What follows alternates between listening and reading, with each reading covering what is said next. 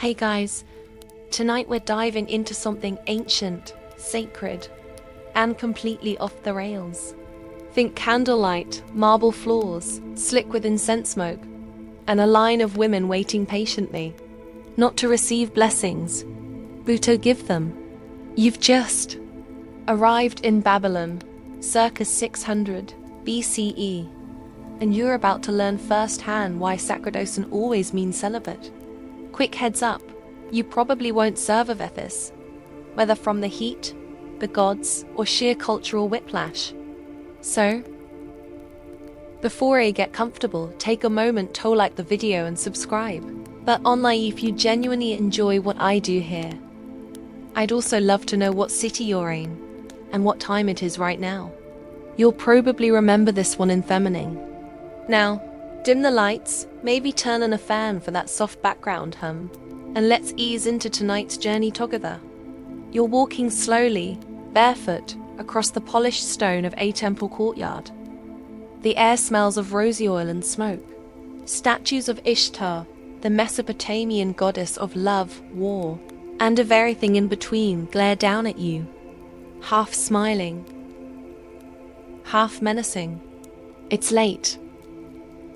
The stars are out, but the city is still humming with sound.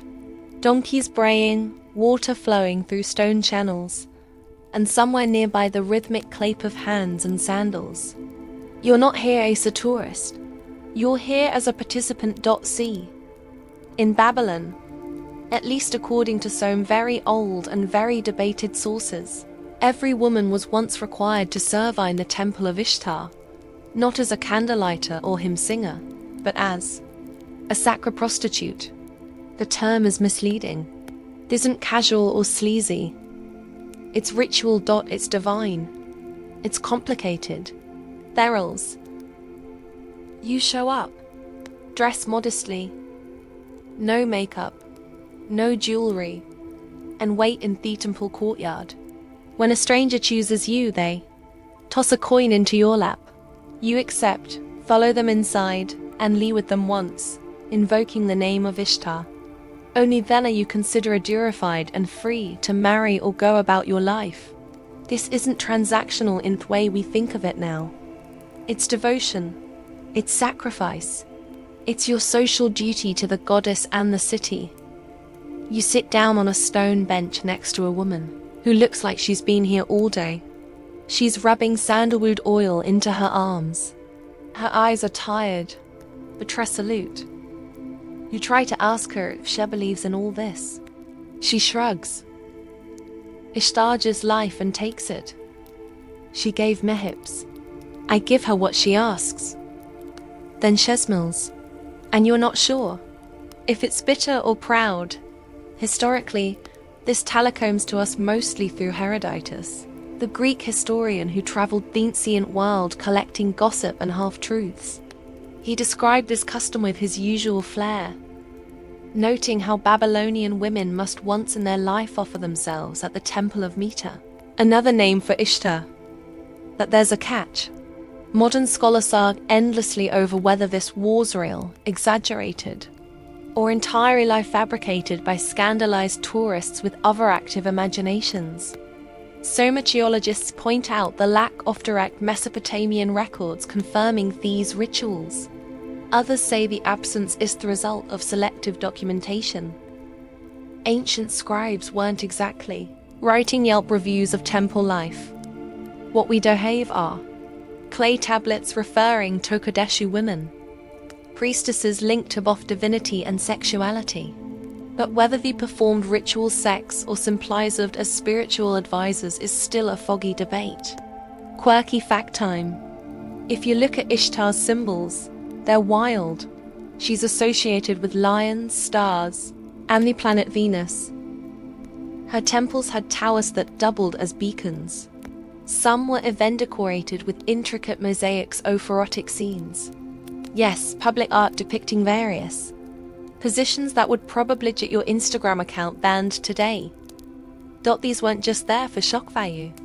They were considered sacred expressions of cosmic union. As you sit there trying to blend in with the ancient crowd, the sound of flutes rise from the inner temple. A priest steps out wearing a headdress covered in beads that tinkle like wind chimes. He surveys the courtyard. His eyes land on a young woman near you. She stands, nods, and follows him inside. The woman next to you leans over and whispers, "She'll serve the god tonight, not a man." Apparently, not all sacred acts were heterosexual. Some rituals, especially during Ishtar's high festivals, involved same-sex couplings, group dances, and orastic frenzies that blurred all lines, gender, class, identity. The goal wasn't pleasure for its own sake, but exercised transcendence. By losing yourself in the body, you connected with the divine dot. It's not a coincidence that Ishtar was also a goddess of chaos. Love and war, birth and death, all were under her domain. These temple rituals weren't meant to be safe. They were meant to undo you, to shake off the crust of everyday life and remind you that your body, flawed and fleeting, was also a conduit for the gods. And yeah, sometimes things got out of hand. One Mesopotamian poem speaks of a festival where men became women and women became ears. Men, probably referring to cross-dressing priests known as Gala. These figures who may have been transgender in a modern sense, or simply fluid in their ritual roles, played drums, sang laments, and performed intimate rites in Ishtar's name. As Thesky lightens ever so slightly, a bell rings from within the temple. The women around you stand, stretch, and begin to gather their cloaks. Some leave quietly, others exchange coins and quiet thanks. You watch as a small girl runs up to her mother and wraps her arms around her, totally unaware of the sacred duty that had just been fulfilled. No one here seems ashamed. Exhausted, yes, but there's a calm pride in the way they walk away. In Babylon, sexuality wasn't hidden or shamed. It was celebrated, ritualized, wrapped in divine mystery. You, on the other hand, are still trying to process what just happened. So you walk out into the early morning, dust clinging to your feet, the scent of jasmine still in your hair, wondering if line between holy and profane was ever really there at all, or if we just drew it later when we got scared of what gods actually asked. You don't think that can top what you just experienced in Babylon. But then you find yourself sailing down the Nile under a hot Egyptian sun, surrounded by green reed sand, the faint hum of cicadas. The river glistens like molten glass, and ahead the massive temple complex of Karnak looms in the distance. You're here for a festival, something grand and sacred. But no one's told you the most unsettling part yet. Let's just say it involves a lot of ceremonial chanting, and a solo performance by the pharaoh that leaves you both impressed and deeply uncomfortable. See, in ancient Egypt, fertility wasn't just a nice perk. It was national survival. The annual flooding of the Nile brought life to the fields, and without it, the people starved. Crops withered, animals died, and the social order unraveled. So naturally, they tied the health of Thelen to the health of their divine ruler. If the pharaoh was strong, virile, and in good standing with the gods, the Nile would flood. And if he wasn't, well, you hoped he had a backup. During certain ceremonies, like the Festival of Men, a god associated with fertility, lettuce, and very prominent erections, the pharaoh would take on the role of both ruler and cosmic seedbringer. And yes, we mean that literally. There are old, though fragment accounts suggesting that the pharaoh would publicly masturbate, often on a boat, sometimes into the Nile itself, as an act of offering, a symbolic union with the river goddess meant to ensue fertility for the land. The idea being, if you want a generous flood season, you've got to give a little of yourself to the river. You're ushered into the temple courtyard, which is full of carvings of men, erect and stoic, always shielding what looks like a flail in one hand, and a very enthusiastic piece of himself in the other. The priests are red dressed in bright white linen, head shaved, eyes lined in kohl, They chant as they pour sacred water onto statues and scatter lotus petals over stone altars. No one's giggling. This isn't funny to them. It's not even awkward. It's vital. And here's the thing. Some scholars think this public act might have been more symbolic than physical. Maybe the texts describing it were metaphorical. Maybe it was a private ritual exaggerated later. But others argue with a bit of a shrug that no, he really did it. That part of the pharaoh's job was to embody divine virility so convincingly that he had to physically plant life into the very source of Egypt's survival. So picture it. The high priest calls for silence. The air stills. The pharaoh steps forward wearing the crown of Upper Egypt and a golden kilt that glints in the sun. He lifts his hands to the sky, chants the names of the gods, and then, well, you avert your eyes out of respect to maybe second-hand discomfort. It's weird, yes, but also kind of majestic in a totally unrelatable way. The ceremony doesn't end with that act. It continues with the symbolic ploughing of the field, sometimes literally, with oxen dragging a carved wooden plough through a patch of sacred soil near the temple. In other cases, it's represented by rituals involving fertility symbols, grains, statues, and yes, plenty of lettuce. That last one might seem like an odd vegetable to associate with sexuality, but in ancient Egypt, lettuce used a white milky substance when broken. So, naturally you get the idea. Now, here's where it gets quirkier. According to some ancient texts and wall carvings, the god Min wasn't just about fertility in general. He was also worshipped by hosts seeking more, let's say, personal potency. So you'd have pilgrims traveling across Egypt to stand before an enormous statue of an eternally erect deity, asking for strength, virility, Oran air. Talk about a confident request. But not everyone's sure these rituals happened exactly the way they were described.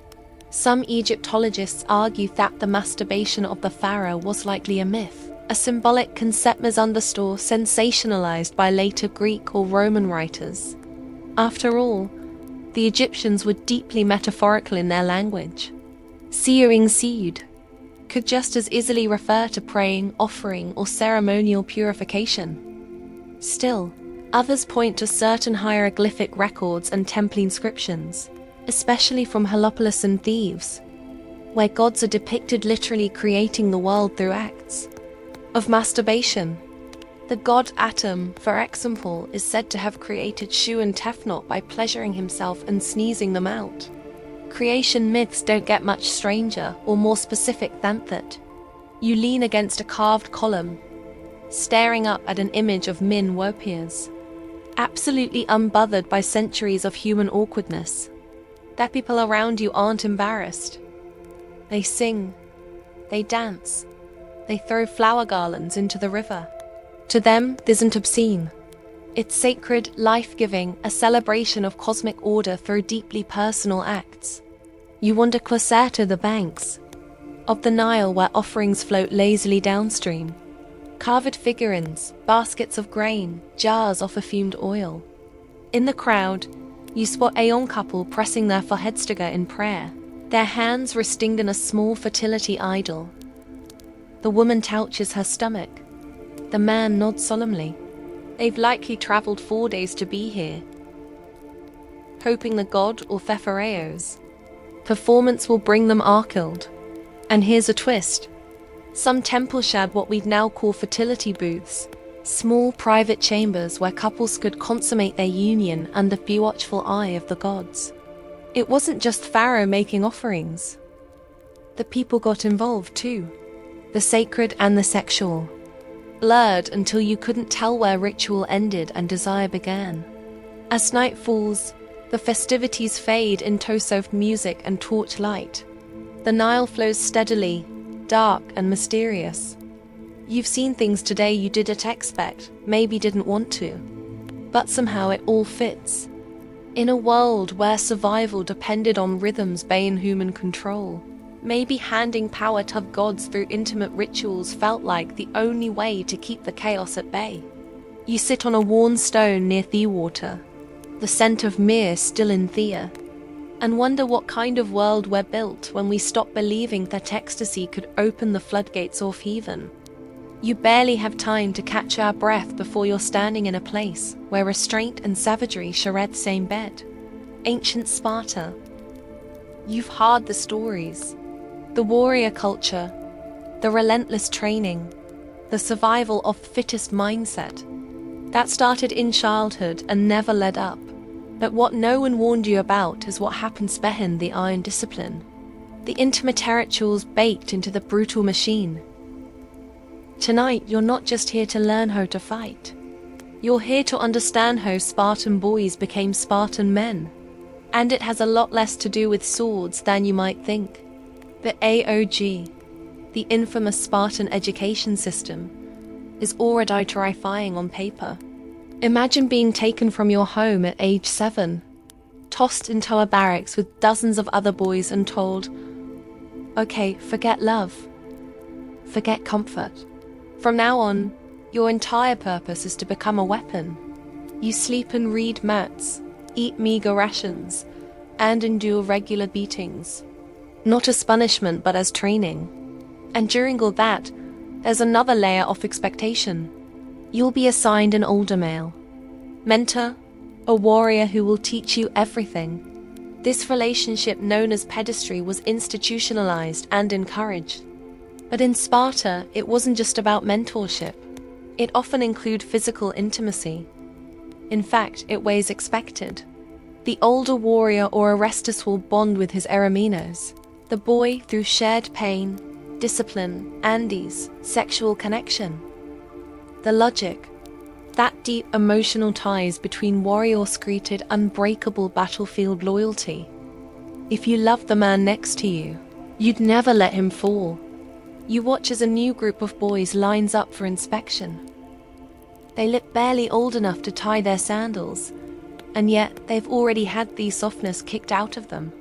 Their mentors stand nearby, men in their 20s, dressed in red cloaks, eyes sharp as blades. One of them catches your gaze, nods like he knows you're figuring out what no one talks about outside of Sparta's walls. There's a sense of pride in these relationships, not shame. Their boys are not passive victims. They're reactive participants in a rite of passage, a ritual meant to bind them to their city, to their brothers, and to their own emerging identity. The aldermen, for their part, are expected to be role models in every sense. Brave, honorable, and generous. Abuse is no tolerated. This isn't about dominance, Dot. It's about transformation. But here's where things get debated. Some modern historians argue that Spartan pederasty was mostly symbolic, maybe emotional, but not always physical. Others point to writings by Xenophon and Plutarch, who are quite clear that these relationships had sexual elements. The truth probably lies somewhere in the murky in-between. Not universal, but widespread. Not necessarily exploitative, but certainly complex. And while we're on the topic of complexity, did you know that in Sparta, women were unusually empowered for their time? They owned land, trained in athletics, and were expected to be as fierce in their own way, as the men. Marriage here wasn't about romance. It was about producing strong children. And in some accounts, brides were shaved, bold, and dressed in men's clothes on their wedding night, supposedly to ease the transition for husbands who had spent their formative years in male-dominated environments. Yeah, that's a detail that tends to get left out of the standard textbooks. You walk through the mess hall where warriors eat in silence. The boys glance at you warily, each one seated next to his mentor. The air smells of boiled barley and sweat. There's no laughter, no lecture, just the rhythmic scrape of spoons on wooden bowls. Later, when the torches dim and the barracks grow quiet, you hear soft murmurs, maybe whispered encouragements, maybe something else entirely. The emotional closeness is undeniable. Whether or not every pair is intimate in the sexual sense, the love is real. Love in Sparta just comes with scars. Here's a fringe fact to chew on. There were secret Spartan festivals like at Hyacinthia, where men would dress in women's clothing and sing lamentations for a lost boy lover of their god Apollo. These celebrations were filled with performances, poetry, and communal grief. But they also served as reminders that even in the most hardened cultures, tenderness found a way to serve. Not surprisingly, modern scholars still fight over how to frame it. Was it ritualized grooming? Was it a sacred bond? Was it both? It's easy to apply modern morality to ancient systems, but it rarely sticks cleanly. What's clear is that for the Spartans, sexuality was never just about pleasure. It was about loyalty, hierarchy, and forging the unshakable will to die for your city. And your lover. You step out into the cool night air, stars scattered like broken pottery across the sky. Somewhere in the distance, a horn blows, signaling the start of another round of night drills. The boys groan and stretch, their bodies marked with fresh bruises and older scars. You wonder how many of them will live long enough to marry. You wonder how many of them even want to. You pass a statue of Apollo carved from marble, so white it seems. Toglo. At his feet are offerings, sprigs of olive, polished stones, tiny bronze spears. Someone's left a folded scrap of cloth, likely part of a red cloak, perhaps from a boy who didn't return. You don't know if it was left by a mentor, a comrade, or a secret love. Maybe all three. By now, you're starting to realize that sex in the ancient world wasn't just about bodies. It was a boot ritual, about magic, about creating bonds so strong that they could carry you through war, death, or even the silence of a barracks at midnight. Here in Sparta, where men are made through pain and pressure, intimacy isn't just a load, it's weaponized. And you, a stranger passing through, feel like you've just glimpsed a truth you want me to see. It's heavy. It's strange, but it's real. You've barely scrubbed Spartan dust from your skin when the next place pulls you in like a heady breeze. Lush hills, ivy-draped stone, and music that starts as a whisper and ends in a full-body possession. Welcome me to ancient Greece again. But this time, it's not the battlefield. It's Thuene-drenched wilderness. You're deep in throes of the Dionian mysteries. And honestly, you're not entirely sure where the line between ritual and rave begins. Is Bacchanalia? And if you thought you were going to watch from Thucydides, think again. You're handed a goblet before you even finish blinking. It's clay stained with the remains, of wine that's far stronger than it looks. Around you, women sway, crowned with grapevines and humming half-songs to gods, whose names blur into the smoke. Someone presses a tambourine into your hand. Someone else tugs at your sleeve.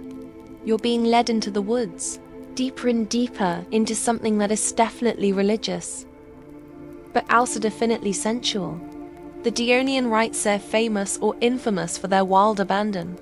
They were meant to shatter boundaries between the living and the dead, between self and God, between man and beast.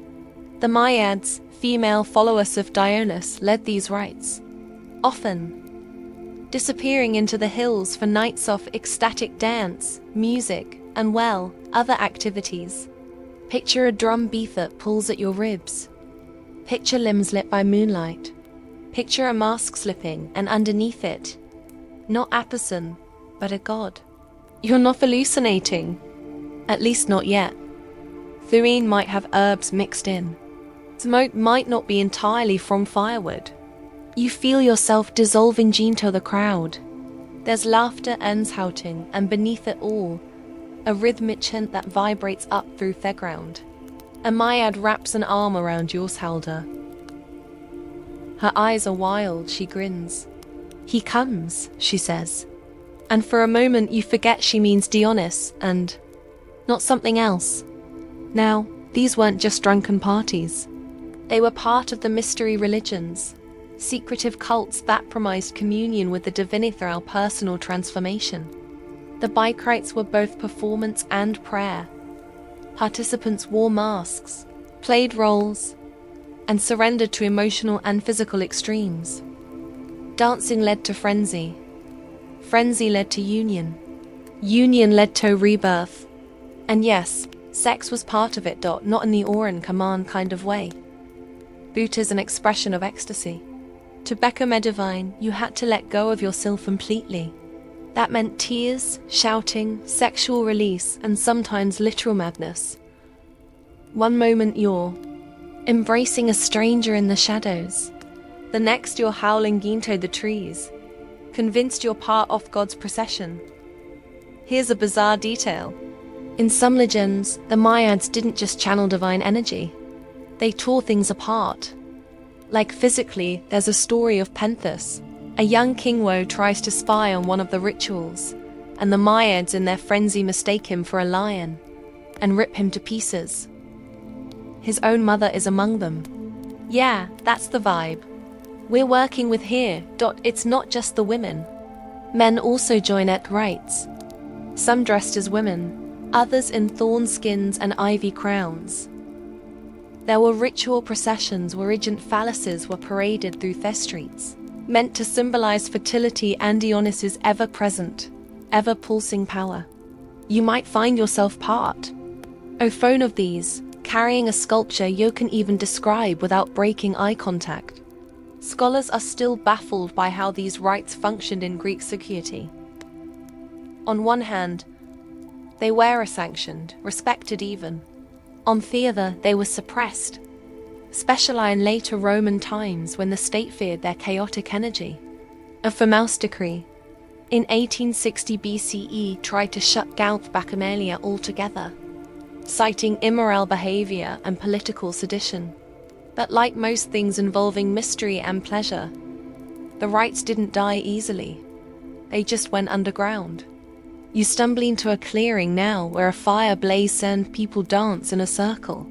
Their shadows stretch impossibly long, flickering like ghosts. Someone sings a hymn in a language older than Greek. Someone else is crying, face tilted with the stars. You find yourself seated beside a man with silver paint on his chest. He offers you a fig and tells you he saw Dionysus in the fire wearing a crown of snakes. Whether he's speaking metaphorically or just high on henbane, you don't ask. One particularly strange fragment of back myth says that Dionysus was born twice. Once from his mortal mother and again from the thigh of Zeus after she was incinerated. Yeah, the gods play fast and loose with biology.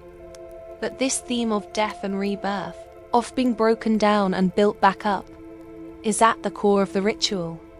That's why people come here, not for pleasure exactly, but for destruction. They want to be undone. You spot a small altar at the edge of the firelight piled with grapes, animal bones, and strangely enough, hair, offerings to the god. A priest, if you can call him that, moves through the crowd, sprinkling wine on the ground and muttering blessings. He's naked, but for a leopard skin sash and a carved wooden staff, topped with pine cones and ivy. Ours. Dionysus' favourite accessory.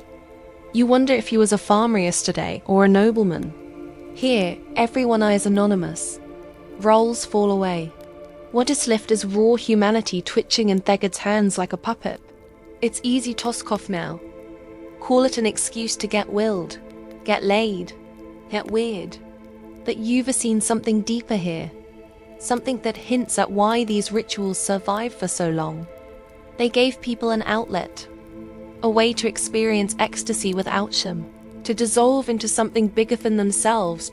In a world where most of life was toil and structure, the Bacchanalia said, scream, laugh, dance until your feet bleed. Touch someone's skin and call it prayer. As dawn creeps in, the forest is littered with garlands, overturned gables and sleeping bodies. The fire is just embers now, and the music has faded into the rustling of leaves. You're not sure what you did last night or who you became. but you're also not sure it matters. That's the point. Your eyes slowly, dizzy, blinking at the soft pink sky. Somewhere a lyre strums a lazy tune. Someone sings of wine, madness, and love. You don't remember the words, but you hum along anyway and feel Thegid still smiling in your bones. You're back in Rome now, and before you ask, yes, the parties are happening. The wine is flowing, the cushions are plush, and the ceilings are painted, with gods who look like they're halfway through something very personal. You're standing in the atrium of a patrician's villa wearing a borrowed toga. That feels way too breezy in all the wrong places. Someone hands you a cup of Fernie and Winnie, someone else whispers, "Welcome to the orgy." But here's the twist. It's not what you think. You probably exited orgies in Rome to be wild, unrestrained, maybe even fun in Thatcher morally confusing kind of way. But what you walk into feels bureaucratic, like an office party with better furniture and less small talk. There's definitely sex, but it's all very performative. An audience of senators and merchants watching like they are at the theatre, sipping dilute wine and making commentary under their breath. You're seated on a triclinium, those angled couches where eating, drinking and lounging all bleed into each other. And you start to notice something. The actual energy in the room is off. Detached, curated, more power play than passion. Here's how it works. The Roman elite didn't just throw orgies for pleasure. They used them to showcase a dominance.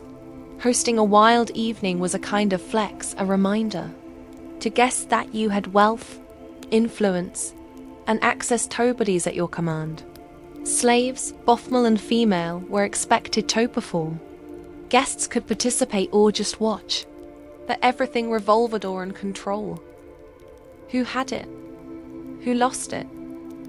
Who never had a chance? You glance over and see a portly senator explaining a law to a half-naked dancer. The dancer nods politely, clearly trained to endure this kind of thing. Nearby, a wealthy woman toys with a feather fan while 3 young men perform a choreographed scene from Oid's Metamorphoses. Wick somehow includes both poetry and suggestive wrestling. It's all deeply rehearsed, structured chaos. The walls are covered with fresco that don't eventually to be subtle. You pass one depicting Pan chasing a startled-looking nymph, another showing a satyr mid-thrust with a smile that is both horrifying and historically accurate. Romans loved their erotic art, but even the art feels more symbolic than lusty, like they're reminding themselves that they are descended from gods who didn't ask for consent. Quirky fact, Roman drawing rooms, especially in upper-class homes, often included phallic decorations, not just for shock, but for protection. The fascinum, a carved penis amulet, was believed to ward off evil. So, yes, you could be eating olives under a mosaic of Mercury's genitals and feel totally safe. As you sip your wine carefully by case, you have no idea what's in it. Someone tries to draw you into a philosophical debate about whether virtue survives in pleasure.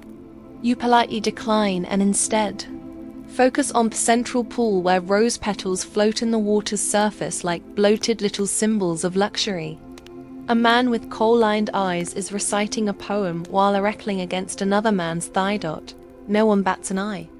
In Rome, bisexuality is practically default as long as you have followed the social rules.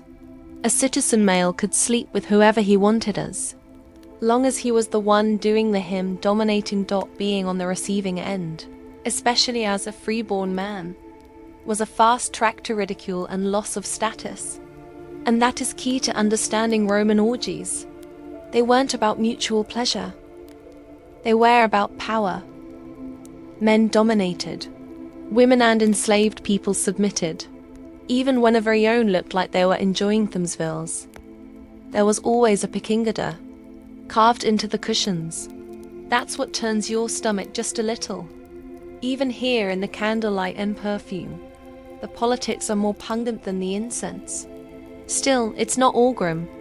In more private gatherings, especially among artists, philosophers, and the occasional central poet, there were softer, more intimate expressions of eroticism. A small circle might gather for poetry readings, slow dances, and a kind of quiet indulgence that didn't involve 20 other people watching. You get a glimpse of that when one guest pulls a lover aside, and they sneak into the garden, giggling like school children. The marble statues might not approve, but you kind of do. There's a scholarly debate that rages on about just how common these orastic feasts really were. Were they everyday occurrence among the upper crust or exaggerated rumors spread by political enemies?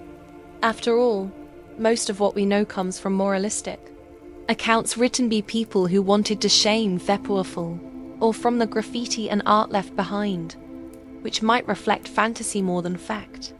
It's possible these events were rare, overhyped, or even coded in ways we can't fully decode. Today, one of the most famous scandals involved Emperor Tiberius, whose private island retreat was allegedly stocked with children trained in obscene acts. Suetonius described it in stomach-turning detail, but modern historians question how much was true and how much was propaganda. Rome loved to build people up and then destroy them with tales of decadence. In that sense, orgy stories were the ancient equivalent of tabloid headlines. You decide to wander away from the crowd for a bit. Past a curtain of gold beads, you find a small alcove lit with oil lamps. A young woman is strumming a lyre, her song, soft and wordless. A man listens beside her, his hand resting gently on hers. For a moment, there's no hierarchy, no audience, just two people wrapped in music and warmth. It's rare and real. You stay a while. By the time you return to the main room, the mood has shifted. People are passed out or slipping away in pairs. The wine has run dry. The floor is sticky with spilled honey cake sand, the kind of things you hope never to step on again. A server is collecting tea, goblets with a haunted look in high size. You give him a nod. He doesn't return it. As you slip out into the cool Romanite, the stars overhead look almost too pure. You've just left a place that claimed to be about pleasure, but felt more like theatre. One where intimacy was staged, status was everything, and no one really got out with their soul intact. You wonder what happens when thuine stops flowing. You wonder how many of them ever feel anything real at all. By the time you wash Rome from your skin and head out to the island of Cyprus, you're half expecting another wine-fueled masquerade. But Pathos greets you differently. The air is lighter here, soft with salt and orange blossom. People smile more freely, their robes looser, their laughter more musical. You walk along the white stone path toward the temple of Aphrodite. Unsure of what you're walking into, but certain it won't involve senators quoting poetry at half-naked dancers. It feels more sacred here. Still sensual but quiet, softer, and asayur. About to learn, very strange. The temple of Aphrodite at Paphos is one of the oldest sanctuaries on the island. It's all thick with stories. Some whispered, some carved into marble. The statue of the goddess inside isn't a graceful nude figure like you'd expect from classical art. It's a conical black stone, smooth and polished from centuries of hands. There's something ancient about it, older than Greece, older maybe than writing itself. Hereo don't just worship Aphrodite. You merge with her. You've heard of sacred prostitution. Before Babylon had its version, but Cyprus gives it its own spin. The stories say that women in henna of Aphrodite would offer themselves to strangers at the temple as an act of devotion.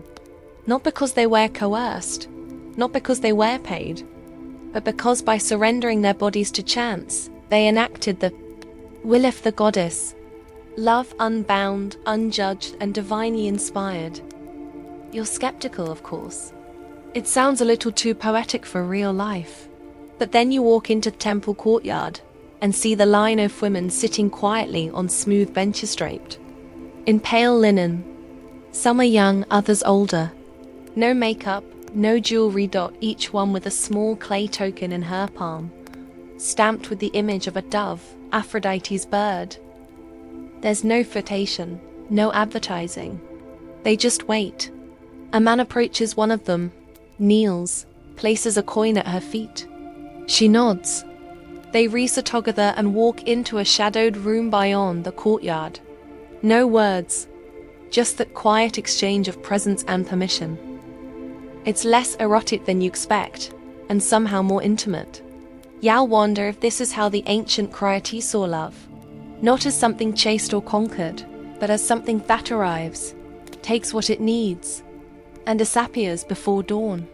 The idea of sacred prostitution has haunted historians for centuries. Herodotus ascribed it in reverent, if slightly scandalized, terms. Later writers echoed them, spinning tales of entire cities where every woman was once required wholly with a stranger in honor of the goddess. But modern scholars aren't so sure. There's little archaeological evidence to support widespread temple sex. Some suggest the stories were metaphorical. Others argue they were misunderstandings of local customs. Maybe Aphrodite's worship involved a symbolic unions, not literal ones. Or maybe the truth lies somewhere between legend and ash. Still, Cyprus leans into the myth. The locals tell you stories of love festivals during the full moon when the temple was lit with oil lamps, and the night echoed with lyre music and soft laughter. Couples, married or not, were encouraged to sleep together on sacred ground, letting their love be witnessed by the goddess. No one kept score. No one passed judgment. That was Aphrodite's rule. Love is holy, no matter how brief or inconvenient. You follow a side path that leads to a quiet garden behind the temple. There, carved into a rock wall, is a frieze of 3 figures entwined. Not in lust, but in surrender. Their faces are tilted to the sky, eyes closed, hands open. It's not about possession. It's about offering. Beneath the carving is an inscription, faded but readable. To give is to become divine. A young priestess walks past, carrying a basket of figs and myrrh. She glances at you and says almost offhandedly, she doesn't want worship. She wants honesty. Then she disappears around the corner, leaving you alone with the strange weight of that sentence. You sit beneath a fig tree and think about Aphrodite. Not the Venus on seashores we plaster across art books, but this older, darker, more generous version. She's not all softness. She's not all seduction. She's a force of nature, pulling lovers together and dripping them apart. Her power doesn't ask for comfort. It demands openness. You start to understand why people would give their bodies in her name. Not out of duty, but as an act of trust. An offering not to the gods, but to the act of being human. Here's a curious detail. Cyprus hosted an annual festival known as the Aphrodisia, where the statue of the goddess would be ritually washed in seawater, perfumed and carried through the streets in a floral procession. Women danced barefoot through the city singing hymns and inviting passers-by to join. Some say these festivals ended in ascetic celebration. Others say they ended with quiet couples staring at vistas. Either way, the line between love and worship dissolved by the end of the night. You explore the temple grounds until dusk, when the last of the sun turns the white stone golden. A soft breeze carries the smell of incense and ocean. In the distance, the sea murmurs like a lover in sleep. As the stars begging to bloom overhead, the women in the courtyard light small clay lamps and place them beside their feet. One by one, they are chosen or not. No one seems to mind either outcome. You wonder what it means to be chosen. You wonder what it means to offer yourself without guarantee. Maybe that's the core of Alancian rituals. To let go of certainty and become something fragile in front of something vast. As you leave the temple, A man offers you a dove-shaped token dot just in case, he says with a smile. You pocket it, not sure what to do with it, but unwilling to let it go. Later that night, lying on a stone bench beneath stars, you swear you hear footsteps or wings or laughter on the wind. You hold the token tight, and for a moment you don't feel alone. The next place you land is heavy with incense and soft bells. You're in ancient India now, somewhere along the banks of the Ganges, walking barefoot through a forested path toward a structure that's half temple, half ashram. It's early morning and Thea is cool and sweet with sandalwood smoke. People pass you, with hands folded in namaste, their eyes gentle but knowing, as if they're aware you've arrived at the place where things get intimate in an entirely different dimension.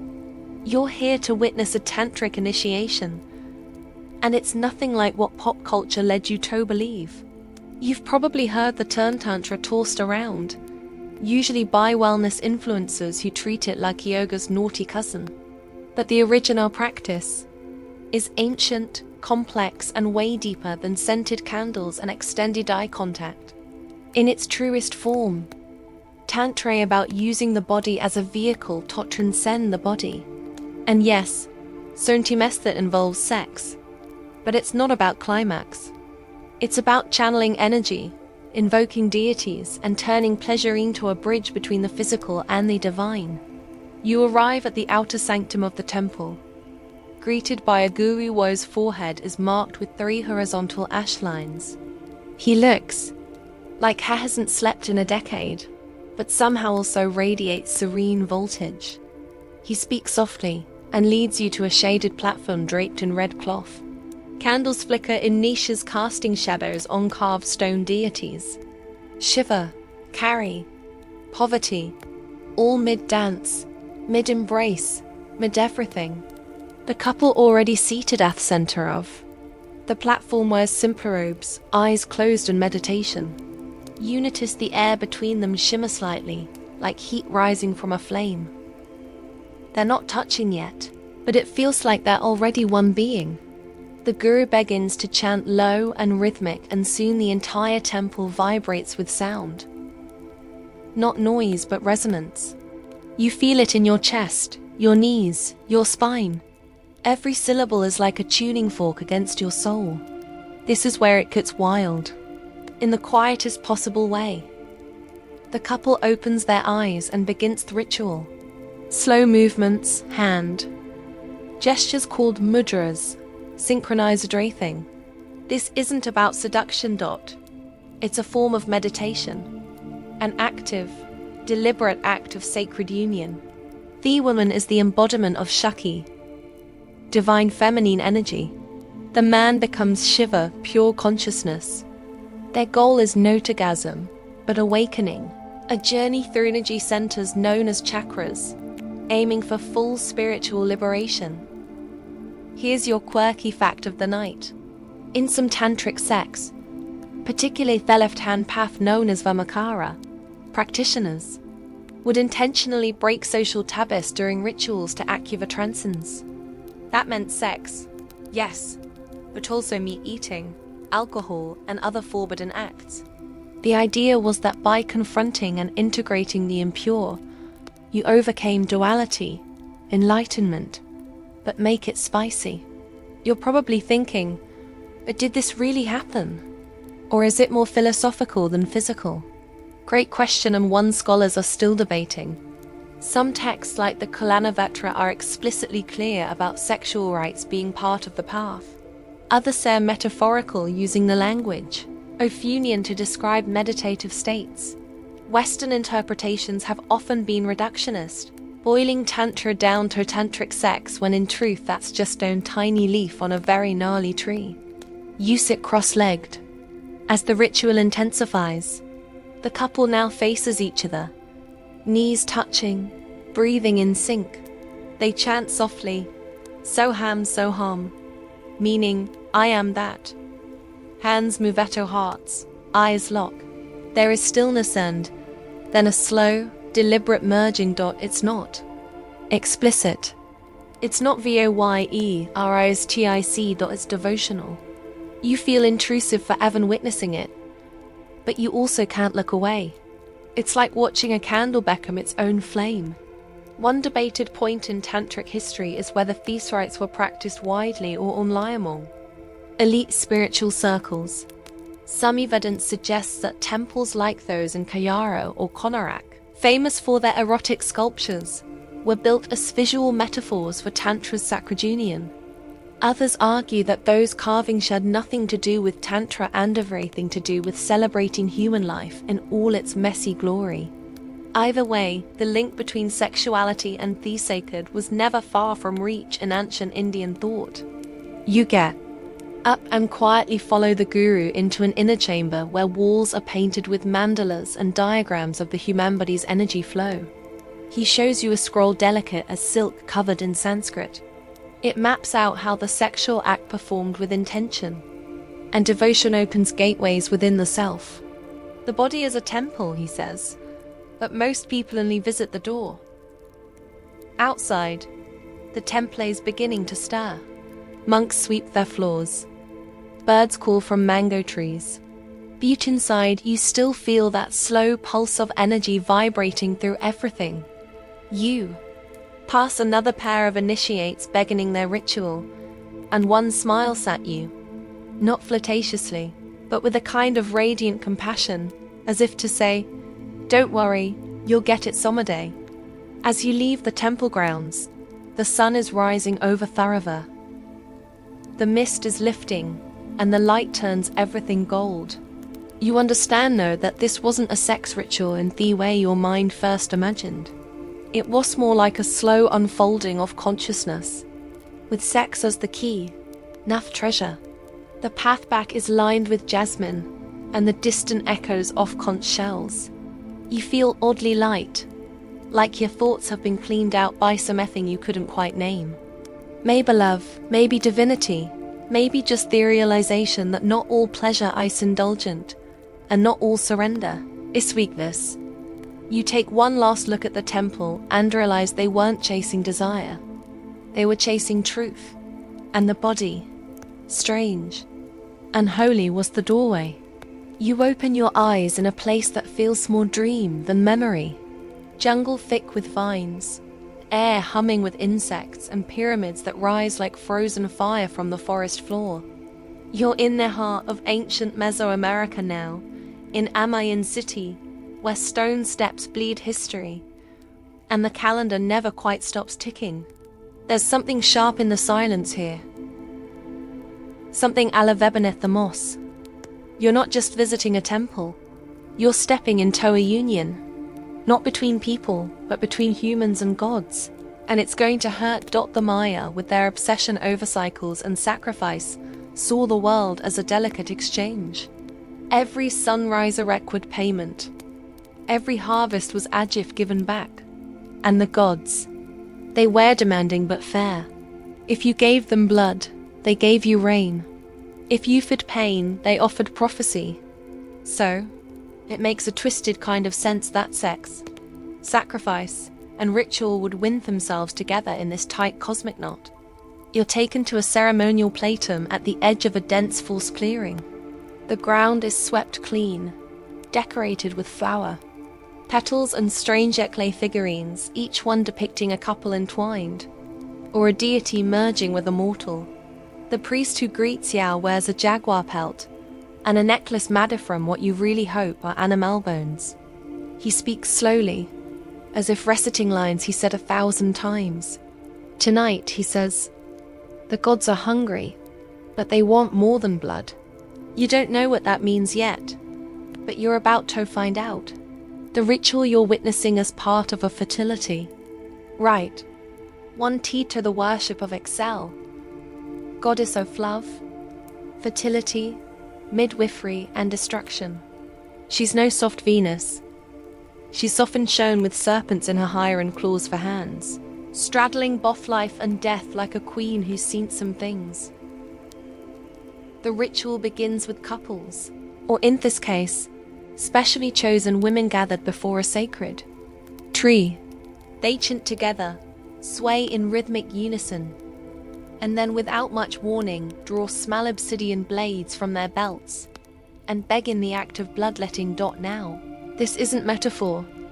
You watch as they carefully pierce their tongues, earlobes, and, yes, even more intimate ears. The blood is caught in bark paper strips and burned as offerings. Smoke rises in long tendrils, carrying their pain and their intention into their ski. They're not screaming. They're not hesitating. This is power sharpened by purpose. Among the Maya, sexuality was just about pleasure or procreation. It was a conduit, a tool for unlocking other realms. Ritual sex, particularly during major festivals or calendar transitions, was seen as a way to balance cosmic energies. Sometimes it was symbolic, other times deeply physical.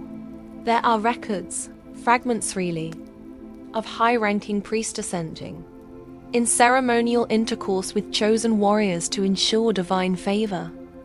These weren't orgies. These were contracts, a merging of bodies to stabilize the world. And then there's fringe stuff. You're shown a series of pottery shards and stone carvings, Moshi style, though the mare shared similar motifs that show couples engaging in acts you didn't think would preserved in museum-quality clay. But there they are. Some explicit, some bizarre. A few that make you blink and tilt your head like, wait, is that none of it is hidden? None of it is shameful. The Maya celebrated eroticism as part of life's endless cycle. Birth, sex, death, rebirth. Repeat until the sun gets tired. One particularly debated text speaks of a sacred union between a royal woman and a man chosen by divination. They would isolate themselves in a cave. Yes, a literal cave for 9 nights, reenacting the birth of the world through both spoken prayer and carnal connection.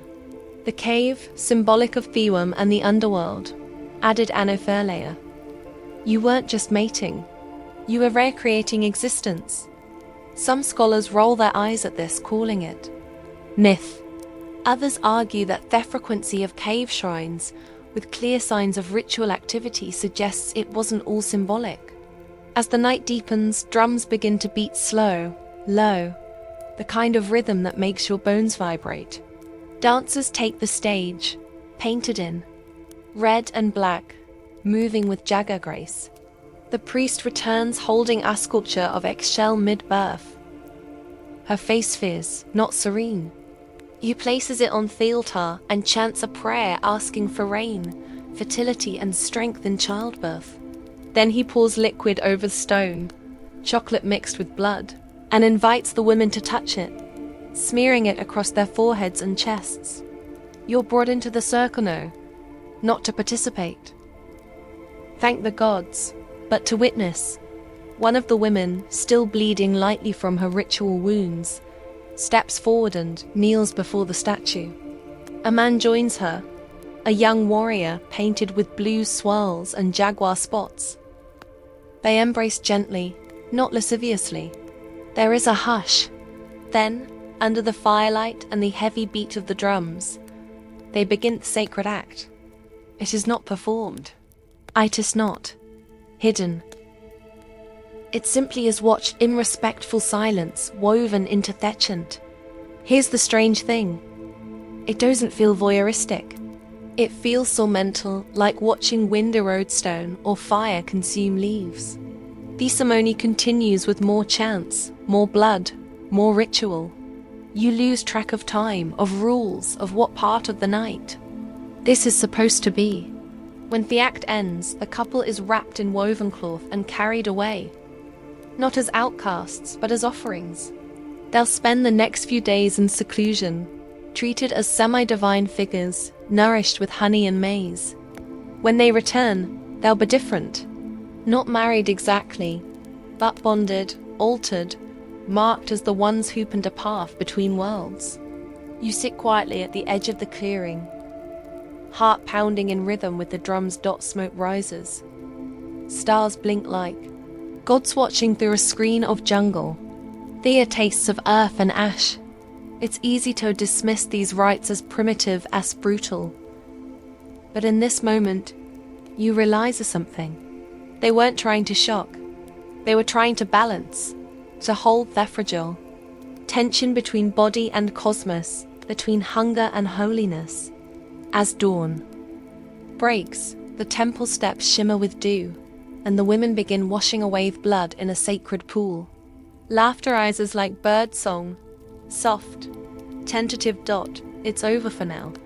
You walk away wondering what we lost when we stopped believing that our bodies were part of the story. Not just vessels, but instruments, maybe even prayers. You didn't think anything can surprise you at this point. After all, you've just watched blood turned into incense, and sex turned into a cosmic reset button. But then you find yourself in Japan standing in the shadow of Mount Fuji, watching a man hoist a 10 ft wooden penis onto his shoulder like it's a sacred relic, which in this case it absolutely is. Welcome to the Shinto fertility festivals, where subtlety goes to die and ancient reverence wears a rather cheeky smile. The festival is called Kanamara Matsuri, which loosely translates to Festival of the Steel Phallus. You're in the town of Kawasaki. Early spring and the streets air-packed with vendors, celebrants, and at least 3 portable shrines shaped like enormous penises. One bright pink, one black lacquer, one polished to a divine gleam. There are penis lollipops, peniski canes, and, because why not, tiny penis hats. Children run around jiggling. Elderly grandmothers laugh and wave fans shaped like, well, you get it. You can't decide if you've stumbled into a bachelor party thrown by the gods Iran. Unusually friendly fertility right. Turns out it's both. But this isn't some modern novelty or tourist gimmick. The origins of the festival stretch back to the Dato period, and they're a mix of practical spirituality and very vivid symbolism. According to legend, a young woman was cursed with a demon who took up residence inside her vagina. Not metaphorically, literally. Every time she tried to consummate a marriage, the demon bit her suitor's penis clean off. Desperate for a solution, she sought help from a blacksmith who forged a Nerean phallus to confront the demon hidden. It worked. The demon broke its teeth, fled, and the woman was freed. The iron penis that became a relic, worshiped, celebrated, carried through streets once a year in glorious, gleaming defiance. You're handed a sack cup shaped like a tiny phallus, and invited to join a circle of celebrants. A Shinto priestess in traditional white robes smiles and hands out sprigs of tsukaki, sacred evergreens used in rituals. You watch as she places offerings at the base of the iron phallus. Candies, rice, flowers, and even condoms. Yes, actual condoms. This festival doesn't shy away from modern connections. In fact, part of their celebration now raises awareness for HIV prevention and sexual health. Somehow, this mix of ancient belief and contemporary cause blends seamlessly under the bright paper lanterns. Shinto, unlike many religious traditions, doesn't view sexuality as impure. The human body in all its functions and fluids is considered natural and sacred. Procreation is divine. Genitals are not hidden in shame, but honored as source of life. In many rural areas, you'll find shrines dedicated entirely to fertility, sometimes with statues so explicit they'd make a Roman fresco blush. One of the most famous is Tetagata Shrine, where the annual Hona festival celebrates harvest and virility with a ceremonial parade of a 600 wooden phallus through the fields. That crowd chants and claps as the procession begins. The giant penis shrine is hoisted onto a platform and carried through the streets by men in festival robes. Every so often they spin it, causing a cheer to erupt as if they've just scored a divine touchdown. Children throw petals. Couples press their foreheads together. Women trying to conceive touch the base of the shrine and whisper prayers. It's raucous. Sure, but underneath the humor is a real grounded hope. People come here not just to laugh, but to wish fervently, sometimes desperately, for children, for health, for answers. You sit beneath a cherry tree, the blossoms falling like pink snow, and sip more sake. A man next to you, clearly a local, says through a translator. We celebrate what gives us life, not just babies, joy, love, strength. Then he points to that procession and adds, that's our God smile. You nod, unsure whether he's being poetic or very literal. Mabeboff. Here's a strange historical foot. During the Edo period, sex work was legal and heavily regulated in Japan, and many of the fertility festivals had ties to these red light districts. The Kanyama Shrine, central to today's festival, was once a place where sex workers came to pray for protection from disease and for continued health in a trade that was both stigmatized and essential. The link between divine protection and sexual labor wasn't taboo. It was practical. Still, scholars debate the original intent of these festivals.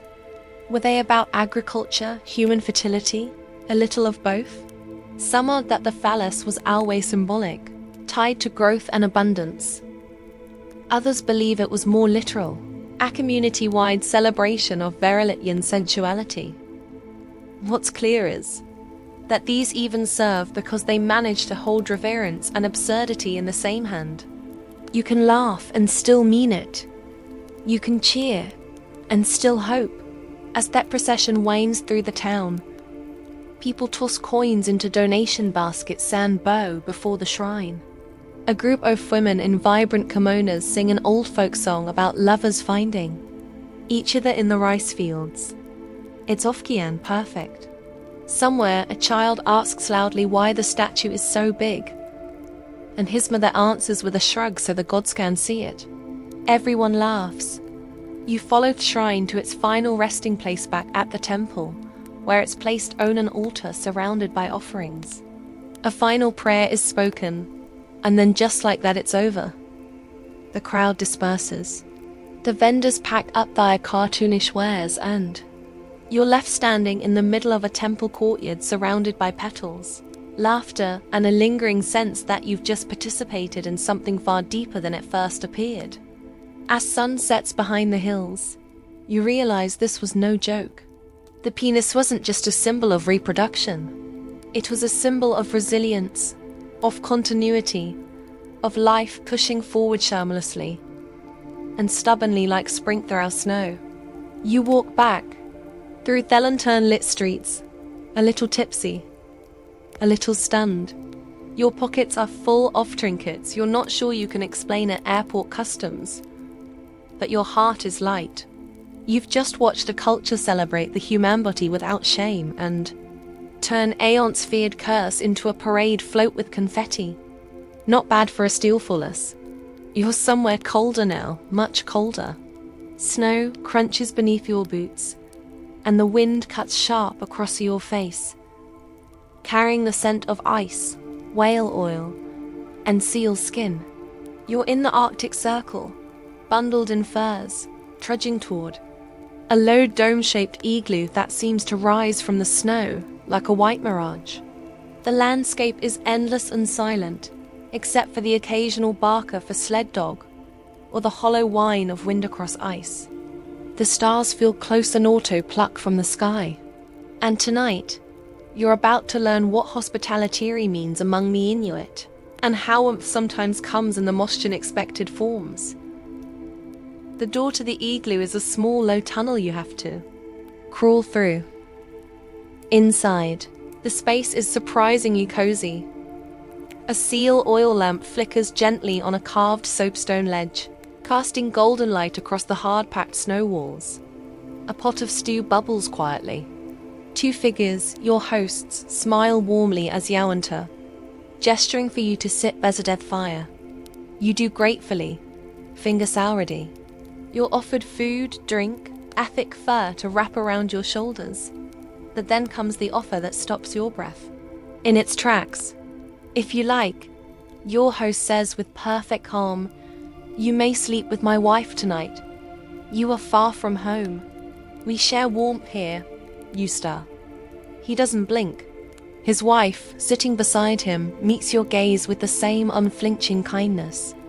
There's no pressure in their offer, no awkwardness, no suggestion of anything deviant or strange. This is simply how it's done.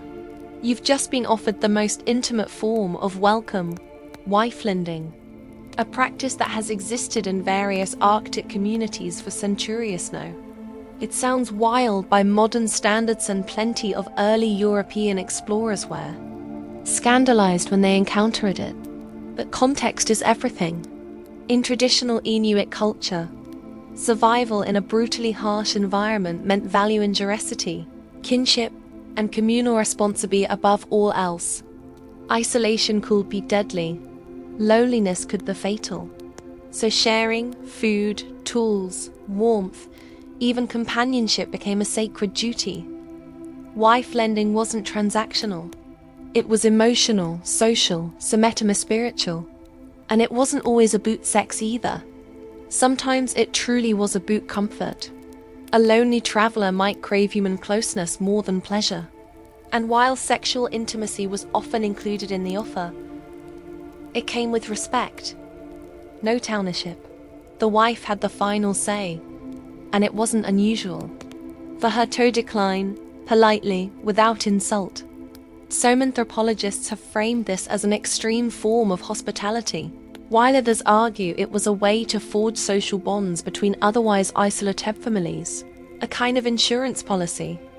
Share your wife with a traveler today, and one day when your son is caught in a snowstorm far from home, maybe someone will return the favor.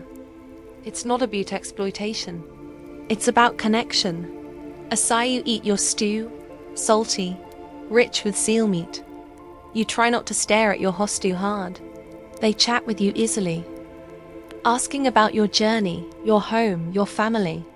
Their child plays quietly in the corner, carving a small sled from driftwood. There's nothing performative here. No hint that they're offering you something unusual. It's as casual as offering you an extra blanket. Here's a curious detail.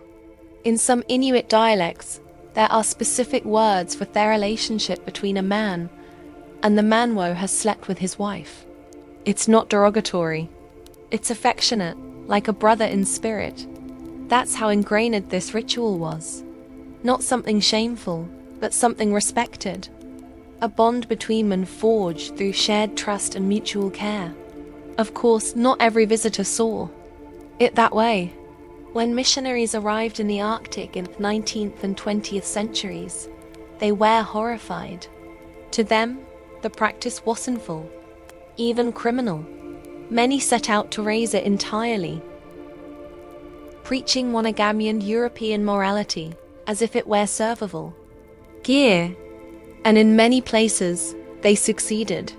By the mid-10th century, wife-lending had nearly disappeared, driven underground or abandoned entirely. Today, it's more myth than memory. S3X elders sometimes whisper at tradition too tangled with judgment to revive. But here, in the warmth of thy glue, in this imagined moment, it still breathes. And for a second, you see it not as something exotic, but as something deeply human. You decline theopha gently, not out of offense, but beckons the moment itself. The trust, the openness, is enough. Your host nods unfazed and hands you more stew. The conversation drifts to the stars, to these eels migrating south, to the ice shelf that's been groaning louder this year. Life here is fragile. Every gesture matters. The scholarly debate around Wellanding is ongoing. Some argue it was more rare than reported, exaggerated by explorers hungry for scandal. Others say it was widespread, but so normal that people didn't think to record it in detail, like asking someone if they wear boots in the snow. It goes without saying. Then there's the anthropological hot potato of whether it was empowering or patriarchal. Did women have full agency? In some cases, yes. In others, maybe not. The truth is, it varied, just like people do. As the night deepens, Your hosts unroll sleeping mats and pulvers over their shoulders.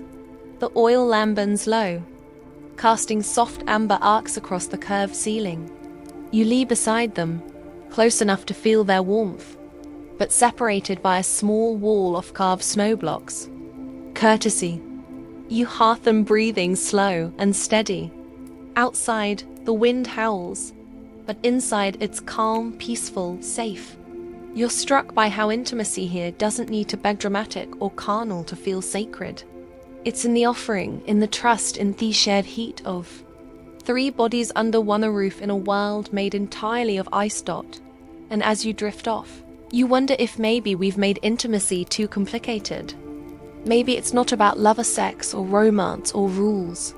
Maybe it's just about seeing someone, truly seeing them and saying, "You're not alone tonight."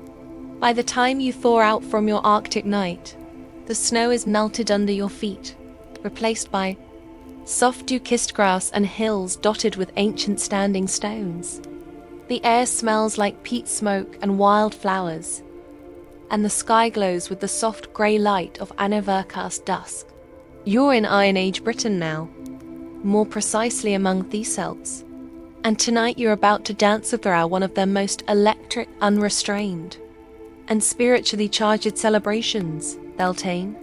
The festival of fire, fertility, and the kind of sex that doesn't ask for your name. The fires haven't been lit yet, but the whole village is humming with anticipation. You can feel it in the way people move, how they glance at one another, the sly little smiles blooming like spring blossoms.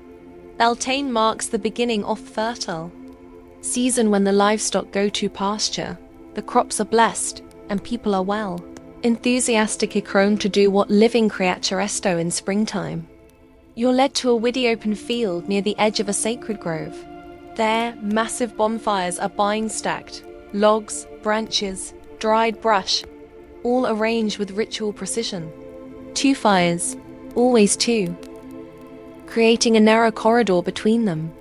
Soon the animals will be herded through that corridor to bless them, purify them, and ensure a year of health and abundance. But after the animals pass through, people will too. And that's where things start getting wild. The priestess overseeing ritual wears a crown of hawthorn blossoms. Her robes are dyed the color of ripe berries, and she carries a bundle of herbs that smells like smoke and lemon. She welcomes you with a touch to the forehead and a knowing smile, then hands you a garland of rowan branches. Protection, she says, for their heart and the hips. You try not to read too much into it, but you're already blushing dot as the sun dips below the horizon. The fires are lit. Huge plumes of orange and gold rise into the sky, sending sparks whirling like fireflies on a mission. The air grows thick with the scent of burning sage, and something else something sweet and wryness, meant to lower your guard and blur the edges of your awareness. Drums start beating, flutes join in. Soon, everyone is moving, weaving around the flames in wide hypnotic circles. Laughter mingles with song, and you can feel the energy building. Not frantic, but pulsing, warm, inevitable. The Celts believed that Beltane was a time when the veil between worlds was thin, not as dangerous as salmon, their Rotem festival of the dead, but just as powerful. It was a liminal moment when humans and spirits mingled freely, when boundaries dissolved and nature took thelid. Fertility rites were central to this, and they weren't subtle.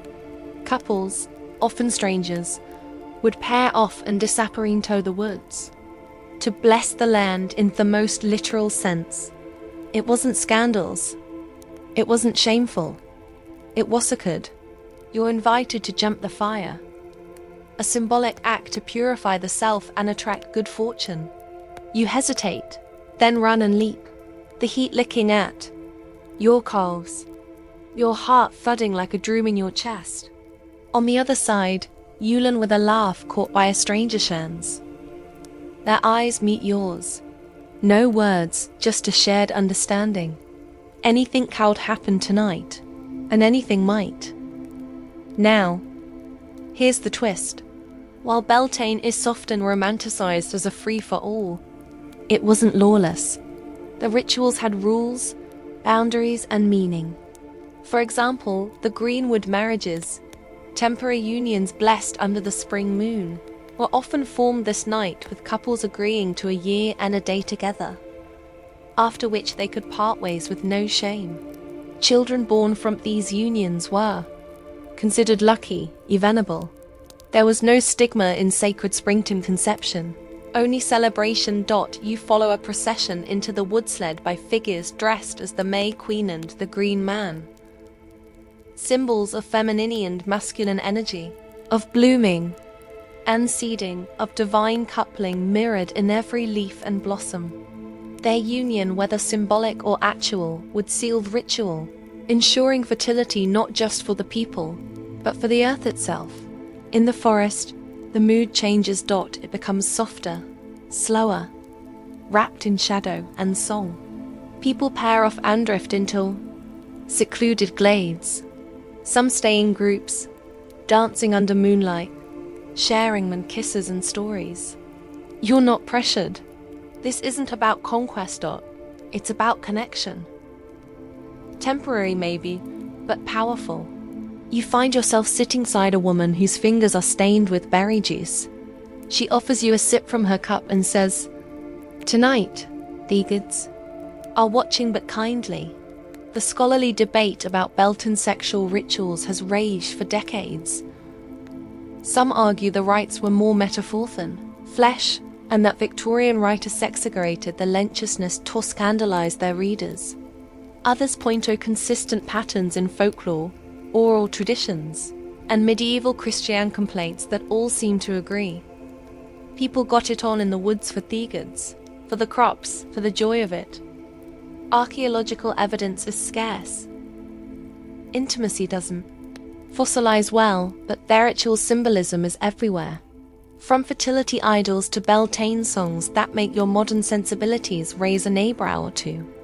One particularly harmed Beltane tradition was the use of May poles, tall wooden poles planted in the earth around which people danced, weaving colorful ribbons into intricate epitons. Many scholars and quite a few snickering modern historians have pointed out the phallic symbolism. A giant pole rising from the soil, honored with movement, music, and celebration.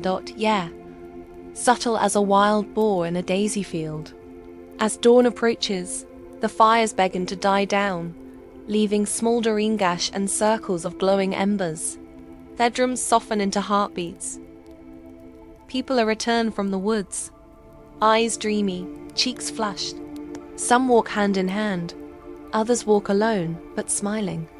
You sit at the edge of the clearing, sipping the last of your me, watching the first light wash over the stones. You realize that what you've seen tonight wasn't just a party. It was a reclamation, a reminder that the body is not a prisoner of shame, but a tool for magic. That desire isn't dirty, it's divine, and that sometimes the earth asks us to meet not with guilt or silence, but with laughter, movement, and open arms.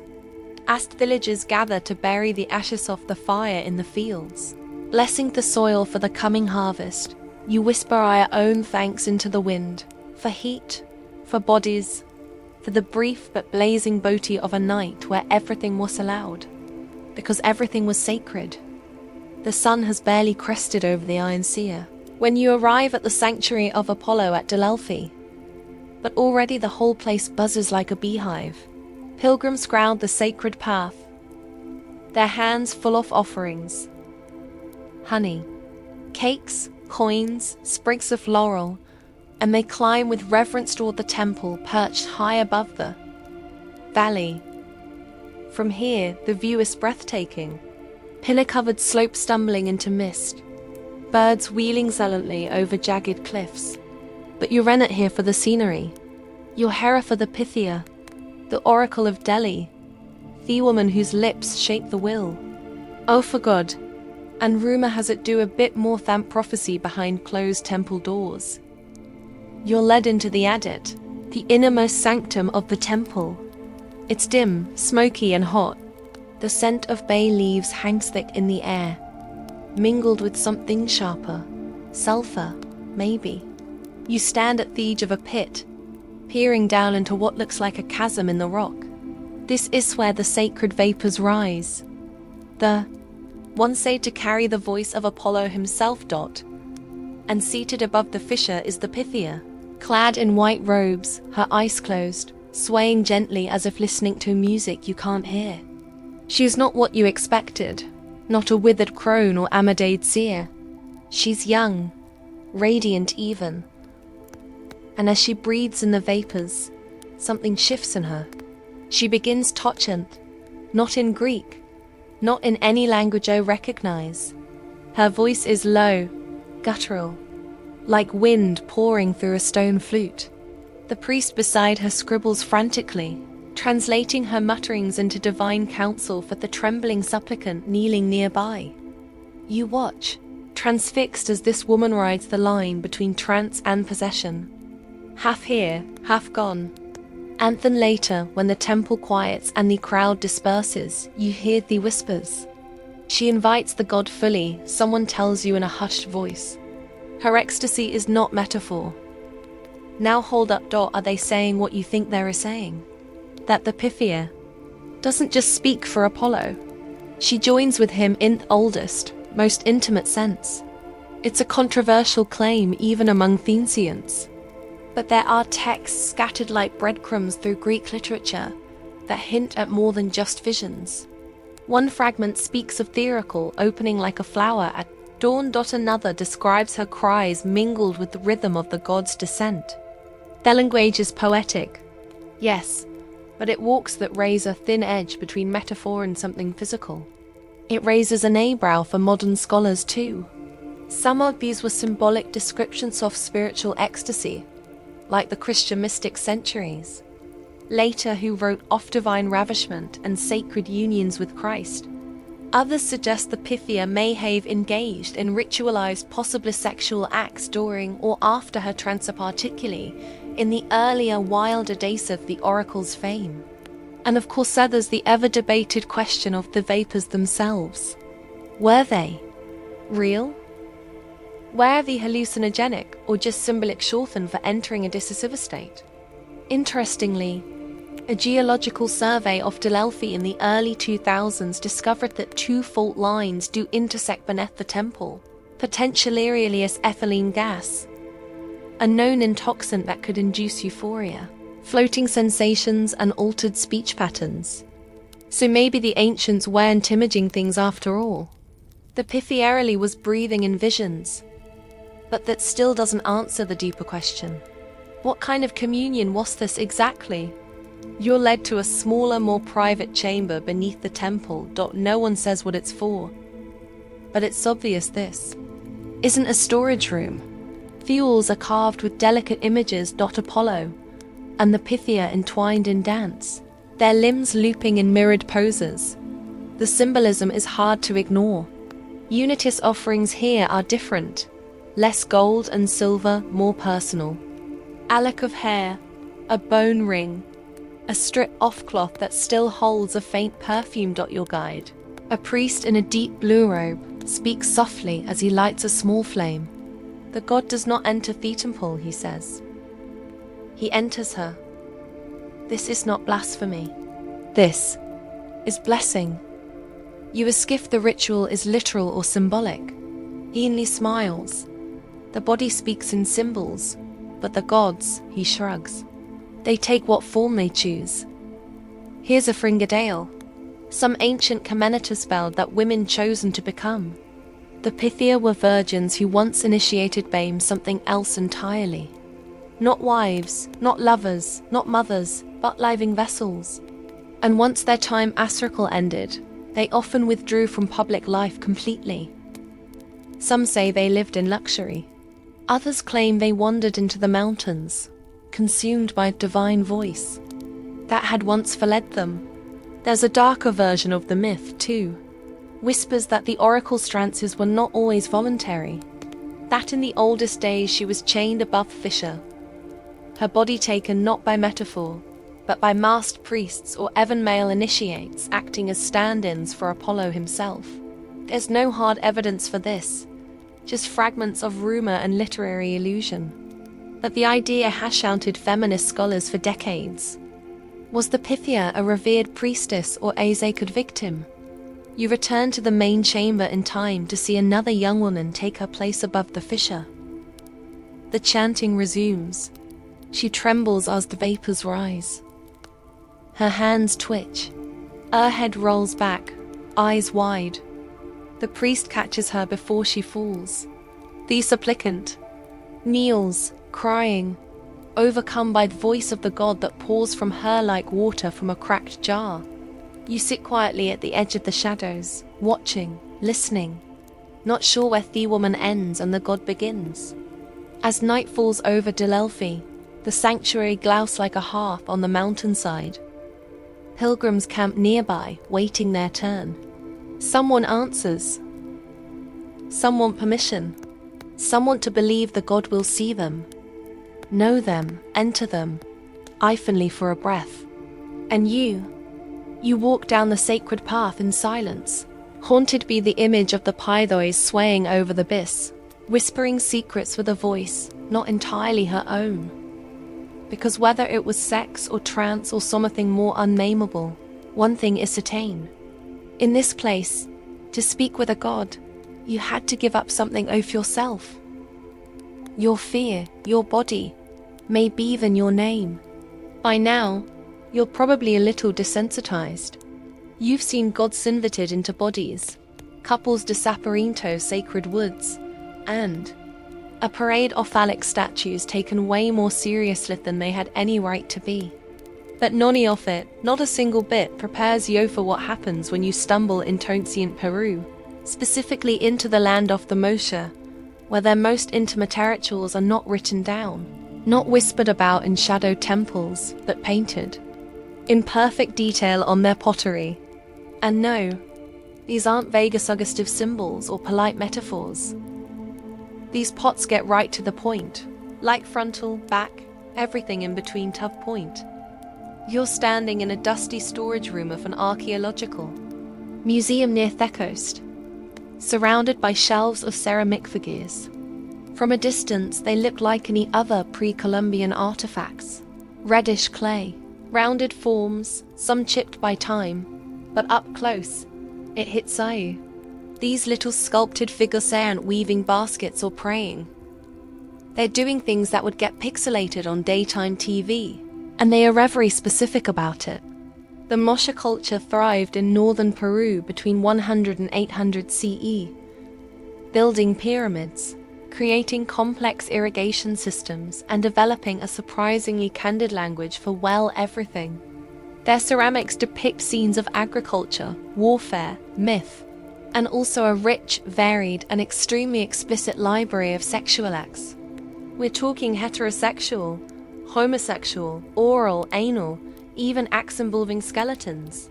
Yes, skeletons. We'll come back to that one. That hair's what makes it weirder. These were ritual objects. They weren't jokes. They weren't hidden under beds. They were as in burials, offerings, and probably ceremonial processions. Which means that somewhere along the line, someone picked up a pot showing two men in a very enthusiastic embrace and thought, yes, this will guide Uncle Kalpa into the afterlife. Your guide, a local anthropologist with a casual tone that makes this weirder, hands you Astrup spout vessel showing a woman seated calmly, while a man behind Heratha heroically posed performs. An act that defies every polite euphemism you've ever known. This one, she says, was probably about fertility, but not the usual way. A lot of mochi sex pots avoid vaginal intercourse. It's almost like there is of that for specific rituals. Child making only. The rest was up for interpretation. You blink. Avoided. Yet she nods. More often you seen in reproductive acts. All sex, anal sex, even masturbation. Sometimes in group settings. Sometimes with animals. though those might be symbolic. You're not sure if symbolic makes that better.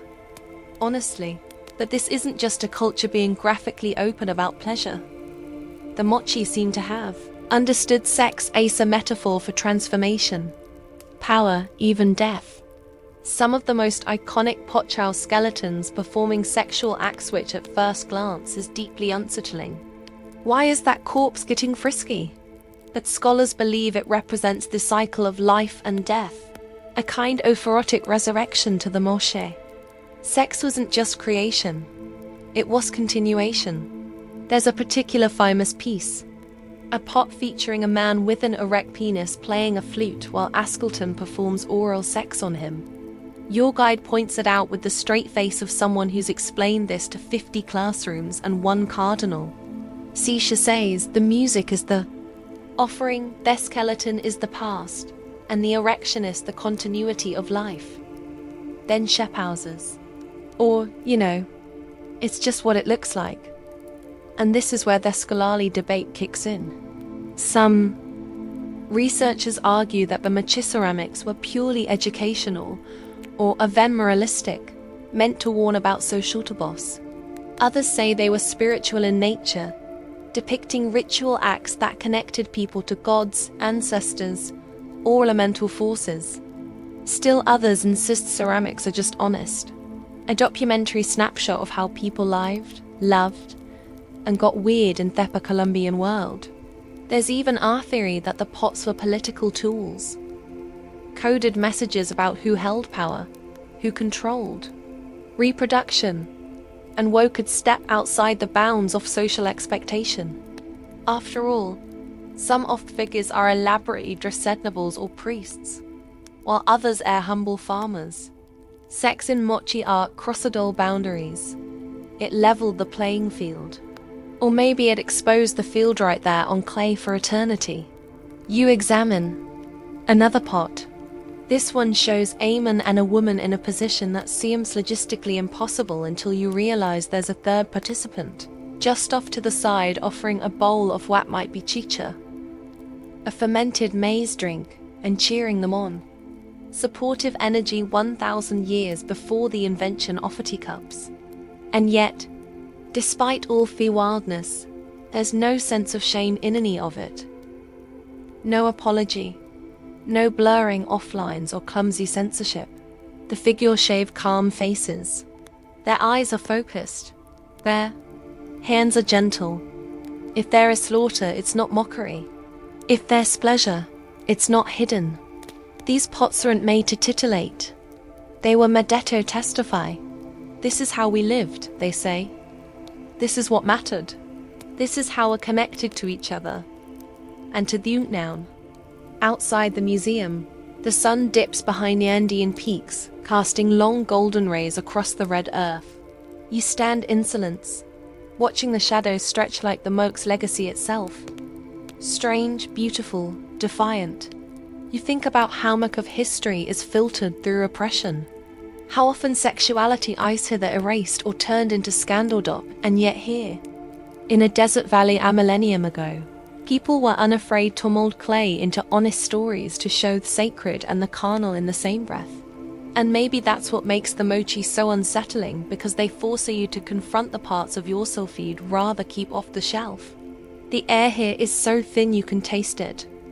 Crisp, almost sharp. You're standing high in the Himalayas near the edge of a cliff looking down at a landscape that feels like it belongs in a dream. Or maybe just very far from anywhere that would put up a no-touching sign. This is ancient Tibet before the monks beckon, synonymous with strict vows and quiet meditation. You're at the doorstep of a practice that few outside these peaks have ever witnessed properly. Tantric Buddhism. Not the incense and chanting version sold in wellness retreats, but the esoteric, dangerous, taboo-crushing rituals practiced by adepts who believe that bliss and emptiness could and should be reached at the same time. You're led through a narrow stone corridor into a secluded monastery. No golden Buddhas, no colorful banners, just a cold, quiet room and a monk who watches you with eyes that seem older than time. He doesn't speak, just gestures to sit. Eventually, another figure enters, a woman wrapped in wool robes, her head shaved clean. She is the Dani, not a servant, but a spiritual equal. Sometimes translated as sky dancer, Adani is a female embodiment of wisdom and, yes, a partner in rituals that include physical union. You have quite literally walked into a chamber of sacred sex, and you should probably sit down. The room smells of butter, lamps, and cedar. Between them is a small mandala, sand carefully arranged into geometric patterns. The monk and the Dani sit cross-legged. On either side, their palms pressed together in silent prayer. Then slowly they begin. This is not a public show. There's no music, no cheering crowd, no carvadiddles watching from corners. It's quiet, slow, every movement infused with intention. Their goal isn't physical climax, it's dissolution.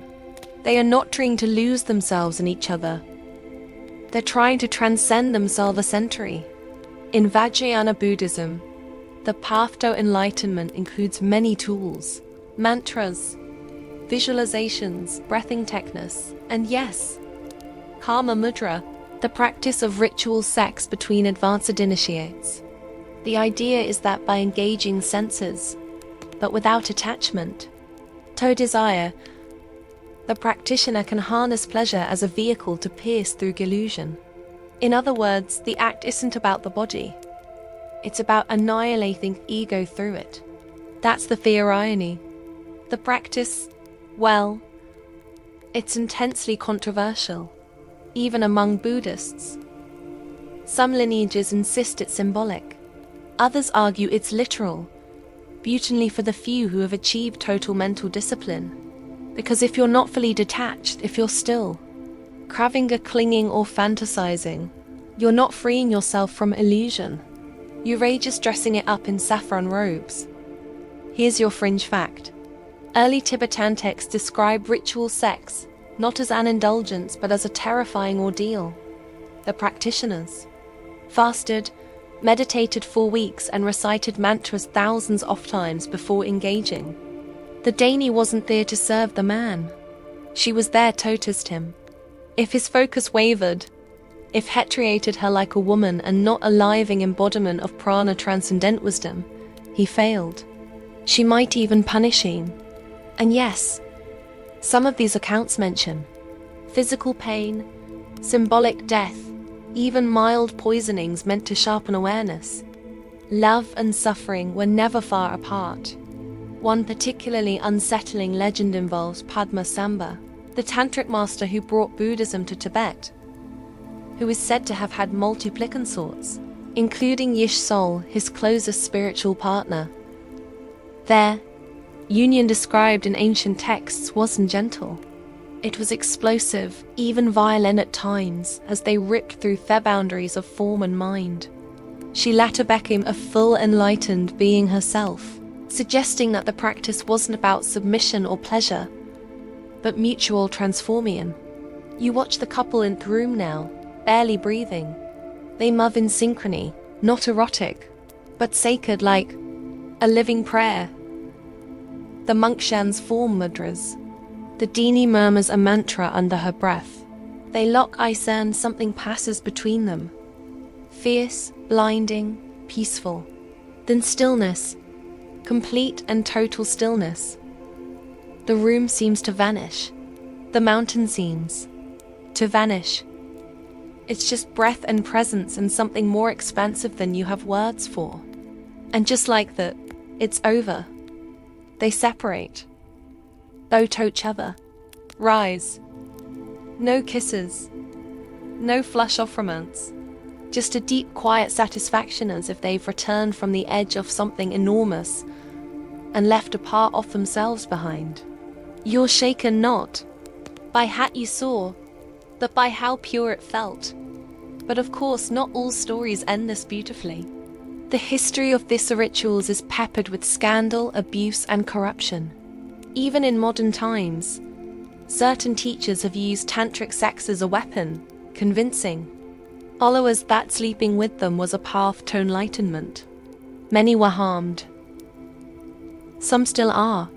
It's one of the deepest contradictions in spiritual history. A tool meant to destroy ego, becoming a mask for power and manipulation. The tension continues to spark heated debate within Buddhist communities to this day. You step outside into the bitter wind, your head spinning.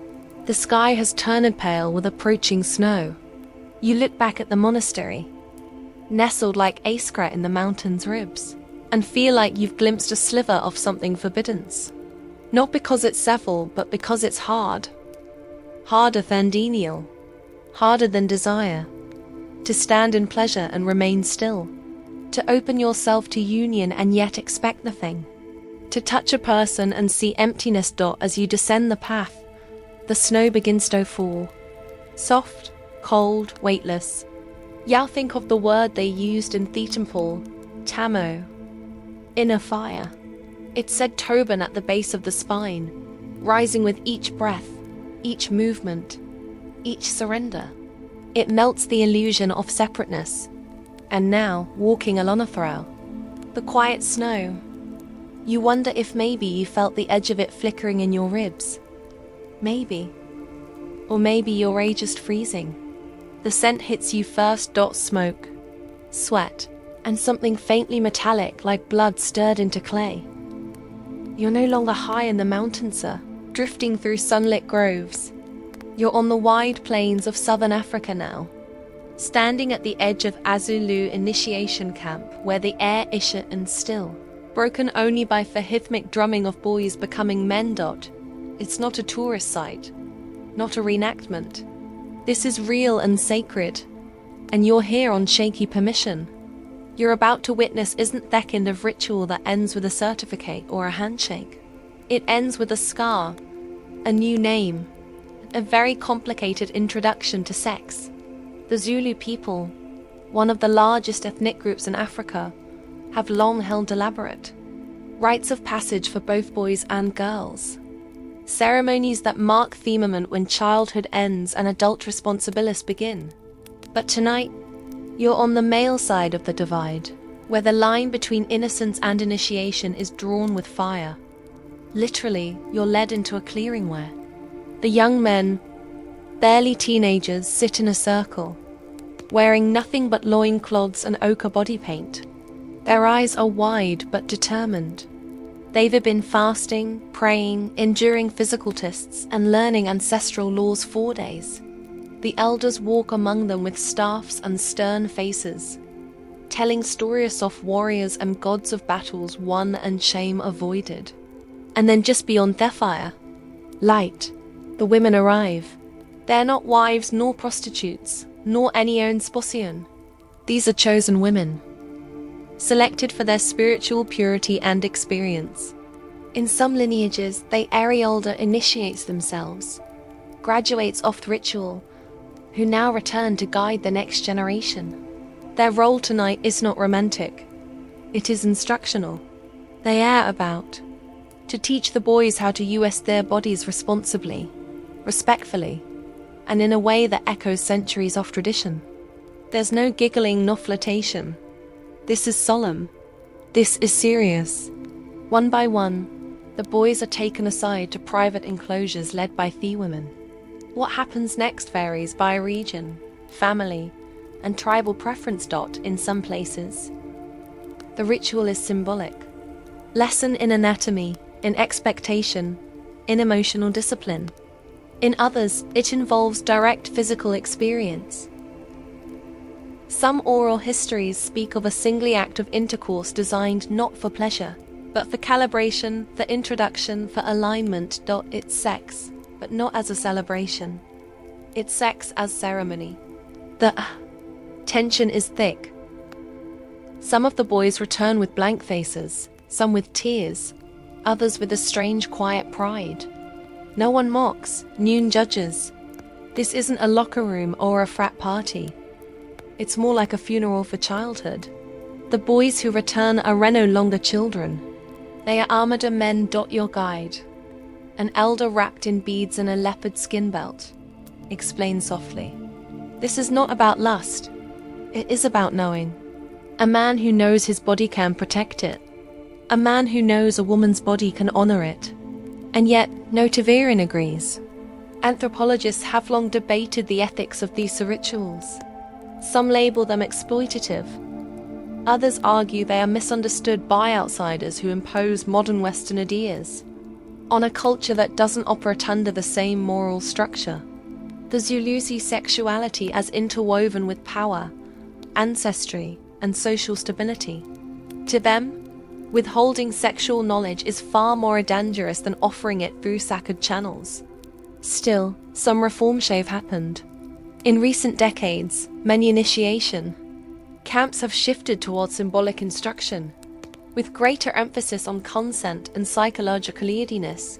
Elders now debate how to preserve tradition without inflicting trauma.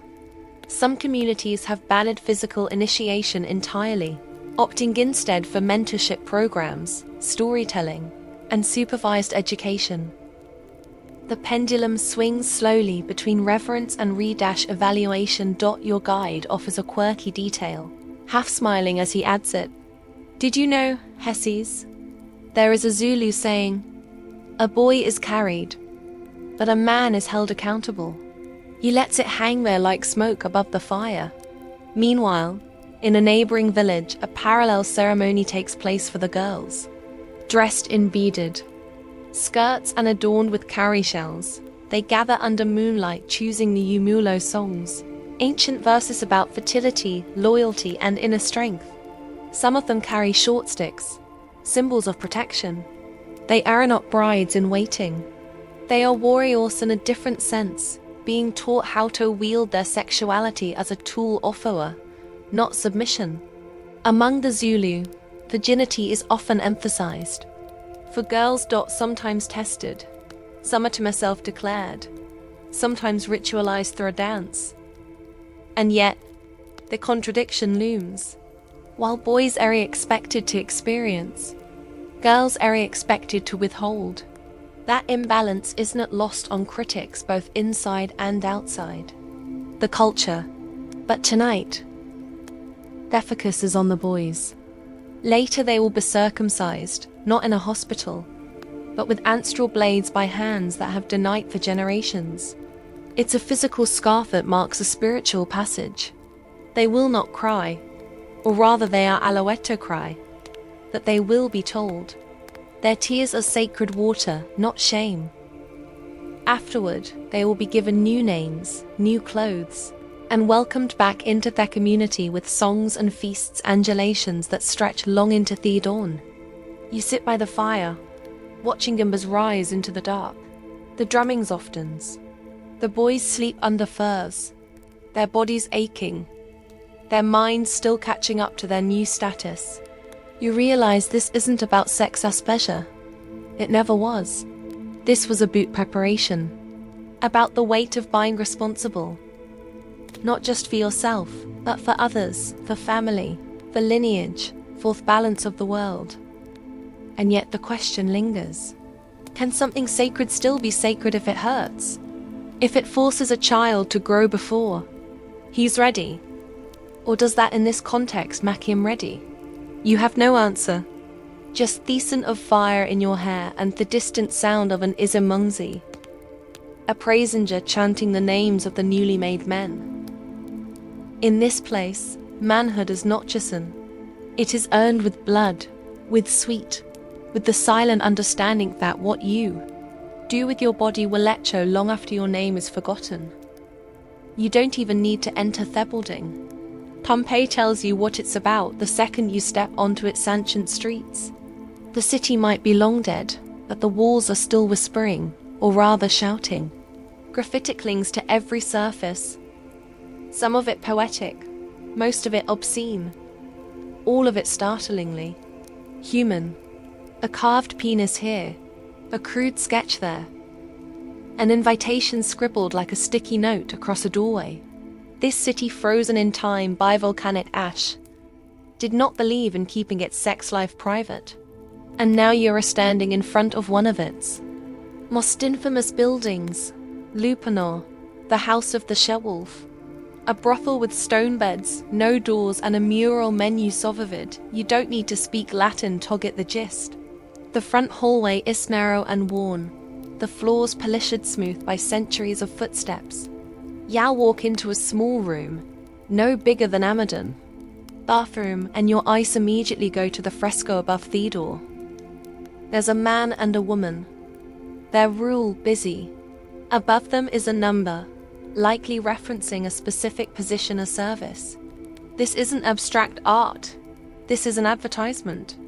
5 rooms like this line the corridor, each with a crude stone bed built into the wall, covered originally with straw and cloth.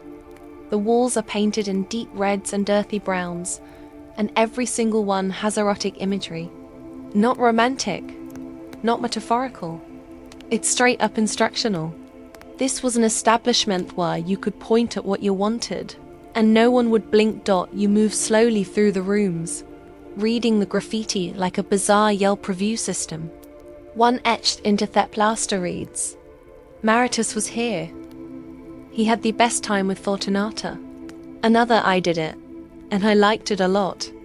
Another is just a name and a tally mark, as if Somione was keeping score. On a specially ambitious entry reads, "Lucius screws like Mars himself." Confidence clearly was not in short supply. What's most striking is how open it all feels. There's no shame here, no veils. The lupanar was not hidden in a baccali. It sat near the forum, close tub baths, central and accessible. In Pompeii, sex work was not a secret. It was a service like bread, wine, or a shave. Brothel were licensed, regulated, and taxed. The women, often enslaved, took on pseudonyms like Felicia or Crisis, and carved their own names into the walls. Some even left notes about what they liked or who smelled bad. And here's your quirky detail. Archaeologists found over 30 phallic symbols scattered around the city on fountains, doorposts, even kitchen ovens. These weren't jokes. The phallus was a symbol of protection, abundance, and good fortune. One particularly cheerful example is a bakery where the carving of a penis is aimed directly at the ovens, suggesting that even your daily loaf could benefit from a little virility. But let's not get too romantic about it. The reality for the women who worked here was often harsh. Most were enslaved, brought in from Greece, Asia Minor, or Northern Africa. They served dozens of clients a day, had no real autonomy, and lived in same cramped rooms where they worked. They weren't part of the main household. They didn't get to stroll the streets like Roman matrons. Their names served mostly because they scratched them into walls, desperate to leave a trace of their existence. Still, scholars continue to debate the tone of Pompeii's sex industry. Some argue that its visibility was a form of normalization, that, in making sex work part of public life, Roman society acknowledged it as necessary and legitimate. Others say the prevalence of brothel and graffiti reflects not acceptance but exploitation, a sign of how deeply embedded patriarchy was in cities. Social structure. The evidence is scattered, and the lines between empowerment and objectification blur quickly in the ash. You exit Delapina and wander through Pompeii's quieter streets. It's hard not to notice how many of the homes, some own bicinators, others, by artisans, have their own erotic art. In the Villa of the Mysteries, you see fresco that blends sexual imagery with religious rites. In the House of the Veti, 2 cupids playfully spank each other while preparing garlands. Even in the bathhouses, you find paintings of Venus rising from the sea. Not shy, not coy, just calmly radiant. The Romans, it seems, saw sex as a part of life, not apart from it. They might have had moral codes and social taboos, but they didn't draw a thick line between the sacred and the sexual. One flowed into the other. Pleasure could be a prayer. A morale could be a manual. A goddess could benedict and still holy. You pause at a doorway covered in vine motifs. Above it, a carving of Priapus, the god of fertility, stands proudly, weighing his massive phallus on a set of golden scales. It's both ridiculous and strangely majestic, a joke and a blessing. The homeowner likely placed it there to ward off the evil eye, but also maybe to show guests that they were in for a good time. As the sun dips over Mount Vesuvius, casting long shadows over the ruined streets, you sit on a low stone wall and try to picture what this place sounded like before it turned tosh. Laughter, footsteps, the clink of wine cups, soft gasps from behind, painted doors, the scratch of stylus carving mischief into plaster, the marketplace of desire humming like any other form of commerce. You can't help but feel haunted, not just by the tragedy of the eruption, but by how much these people lived out loud. They loved, laughed, bragged, moaned, and scribbled it all down in ink and clay. There's something raw about it, honest. They weren't asking permission. They were a living, unfiltered, and deeply humanly wood. Maybe that's the real echo of Pompeii. Not the ash, but the unapologetic joy carved into every wall dot by now. Your passport through the ancient world of sacred sex is dogged, wine-stained, and just a little smoky. You've seen pharaohs charm rivers, Spartan soldiers blur the lines of mentorship, and pottery that could make even a Roman blush. But tonight, the moon is full, the air is still, and you've arrived at the heart of the Aztec Empire, where rituals don't whisper, they scream. Welcome to Tenochtitlan, a city of floating gardens, soaring temples, and religious pageantry so elaborate it makes Broadway look underfunded. You're just in time for a festival in honor of the moon goddess Koil Saki. And trust me, her parties didn't come with party favors, they come with expectations. The temple plaza is filled with dancers and smoke. Everything smells like burning coal. Sweat and marigolds, dot flutes wail, drums thunder, and above it all rises the massive stone face of coiled Saoki, carved mid-defeat. Her limbs spalled played, her expression frozen in celestial fury. The myth goes like this.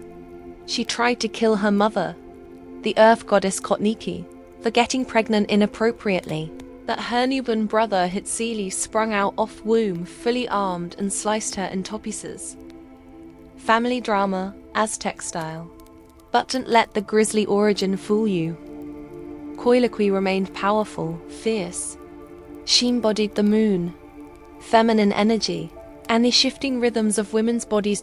And in her honor, the Aztecs held sacred festivals that included music, fasting, bloodletting, and for a specific group of priestesses. Something more secretive, more taboo. You follow a group of white-robed women as they pass behind the temple, away from the flames and into the cool shadows of a hidden garden. Here you begin to understand what it means to be chosen. The women are Chiwot Lampa, or women of the West. They serve Koyok and other Lana goddesses, and they are said to possess her essence. Wild, fertile, unpredictable. Most are young. All are virgins, or so the official line goes. But virgin in the Aztec world doesn't always mean what you think it does. Some scholars are gay that for these women, virginity wasn't about chastity, but about ritual purity, meaning they hadn't been claimed by Amun, but could still engage in sacred acts with gods, spirits, or each other. And here's where it gets interesting. At certain times of the lunar calendar, particularly during eclipses, these priestesses performed ceremonies of union meant to connect the human realm with the celestial one. The rituals were shrouded in secrecy, often conducted in temple caves or isolated enclosures. Some involved dream incubation, others fasting and hallucinogenic herbs, and some involved ritualized sexual acts that were said to simulate goddesses' descent and rebirth. You find yourself in a cave carved deep beneath the temple, a real one, echoing with dripping water and flickering torchlight. The priestesses chant as they anoint themselves with obsidian dust and flower paste. 2 of them step forward into the center of the chamber. Their buff adorned with bone jewelry and paint across their bellies, drawn in lunar spirals. They kneel before a stone altar shaped like a crescent moon. Their hands meet, their foreheads touch, and Fenth dance begins not with music, but with slow, deliberate motion. It's a form of embodied myth-telling. One pumps coils Sao Kui, the dismemberedness. The other becomes the moon life it gathers her. As their bodies intertwine, it's not about titilation, it's invocation. A sacred union, not for a production or pleasure, but for alignment. The ritual reminds their community that even what is broken can be restored. You watch in stunned silence as the priestesses complete their dance, collapsing in a tangle of limbs and petals. Faces stir with tears and ash. An elder steps forward and scatters amaranth. Grains over them, seeds of birth. The room falls into stillness. It's not about who they are afterward. It's about what they carried for everyone else. Outside, the party is still raging. Sacrifices are underway. Not sexual, but sacrificial in the classic Aztec sense. A captive warrior schist is opened on a stone slab, his heart lifted toward the sky. The crowd roars, blood slicks the stairs, and you realize the connection between that brutality and what you just witnessed in the cave. Both acts, one violent, one intimate, serve the same purpose: renewal. Energy must be fed, whether with blood or with union. Life here is a cycle of giving and taking with no room for half measures. And that raises the Sexuality debate. Were these ritual sexual physical events, or were they symbolic performances? Aztec records written in Nahuatl and later through Spanish translations hint at both. The Florentine Codex, compiled by a Spanish friar with the help of native scribe Cinclids, veiled references to night dances of priestesses and dream unions in lunar temples. Some modern historians argue these were poetic metaphors. Others believe they were deliberate euphemisms to conceal rituals too sacred or too profane for colonial eyes. Adding another layer of complexity, the Aztec worldview didn't separate sexuality from cosmic function. Fertility rites weren't dirty or private. They were essential infrastructure, the spiritual plum of the universe. A priestess embrace could bring rain. A union performed in a cave might coax the moon back from shadow. Sex was a tool, sometimes violent, sometimes tender, but always holy. You walk out of the cave into moonlight, head spinning. The city glows under. The stars, a web of torchlight and shadows. The pyramids rise like sleeping beasts, the streets pulsing with distant drums. You see fueled as they did for a moment, not in pieces, but in cycles. Not in sin and virtue, but in harmony and imbalance. You think of the women in the cave, their eyes, their stillness, the way they carried an entire myth on their shoulders and delivered it like a prayer. You wonder how many times they've done that. How many nights they've bled for the moon. How many names they've had to give up in order to carry hers. And then, without real meaning too, you whisper a thank you to the sky. Not to a god, but to a story. A story that made space for the body and the soul to touch, if only for a breath in the dark. You're back in the land between rivers. Now, that fertile crescent where civilization first sharpened a reed stylus and wrote its dreams into clay. But tonight, you ran it here to read contracts or trade a grain. You're here for a wedding, a royal one. Except there's no blushing bride, no champagne toasts, and definitely no awkward speeches from uncles. This is Sumer, thousands of years before the Common Era. And the king is preparing to marry a goddess. And not just metaphorically. There's a bed waiting, perfumed and made. The union must be consummated or the crops don't grow. No pressure. It's called Theheros Gamos, the sacred marriage. A rite so ancient that it predates Moses, Plato, and probably your grandparents' sentence of foreplay. You stand up edge of a temple courtyard in Orup, surrounded by torches and flower garlands as priests chant hymns to Inanna, the Sumerian goddess of love, war, and fertility. She is wild, untamed, a goddess who once descended into the underworld. Naked and furious and came back twice as powerful. Shedescent settle for metaphors. Sheedman's embodiment. And that's where their king comes in. Tonight he will become a Demizi, Inanna's divine consort. Her Shepherd lover, her willing match and onion that echoes through the very soil. But he's not just acting. He's doing it, really doing it, with a high priestess standing in for the goddess and witnesses watching. Not leering, but solemn. You're about to witness a sexual ritual that blurs the boundary between pageantry and sacred act. The joining of flesh intended to ensure cosmic balance. The preparations begin hours before. The king is bathed in scented oils, robed in linen, his eyes outlined in kohl. That priestess, more than a ceremonial figure, has trained for this role her entire life. She wears a crown of lapis lazuli and a necklace of date stones, symbols of fertility and sweetness dot together. They process toward the temples. In a chamber, accompanied by musicians playing lyres and tambourines, while children throw petals at their feet. Once inside the sacred space, only a few chosen witnesses remain.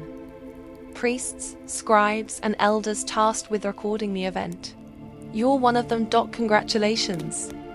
You're now spiritually completic.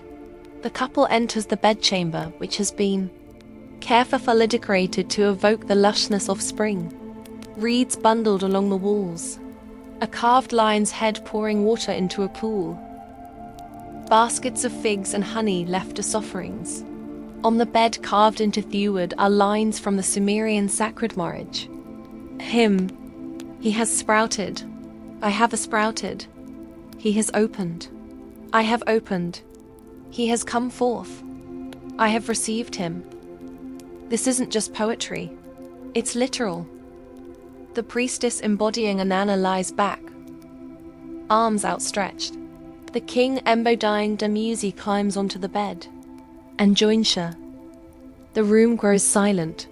The act is performed with rhythm, with invocation, with purpose. It's not private. It's nototic in the modern sense. It's holy. You watch not in arousal, but in awe as the ritual unfolds. At its core, this is agricultural magic. The union is meant to mimic the fertility of the land, to call forth abundance from barren soil.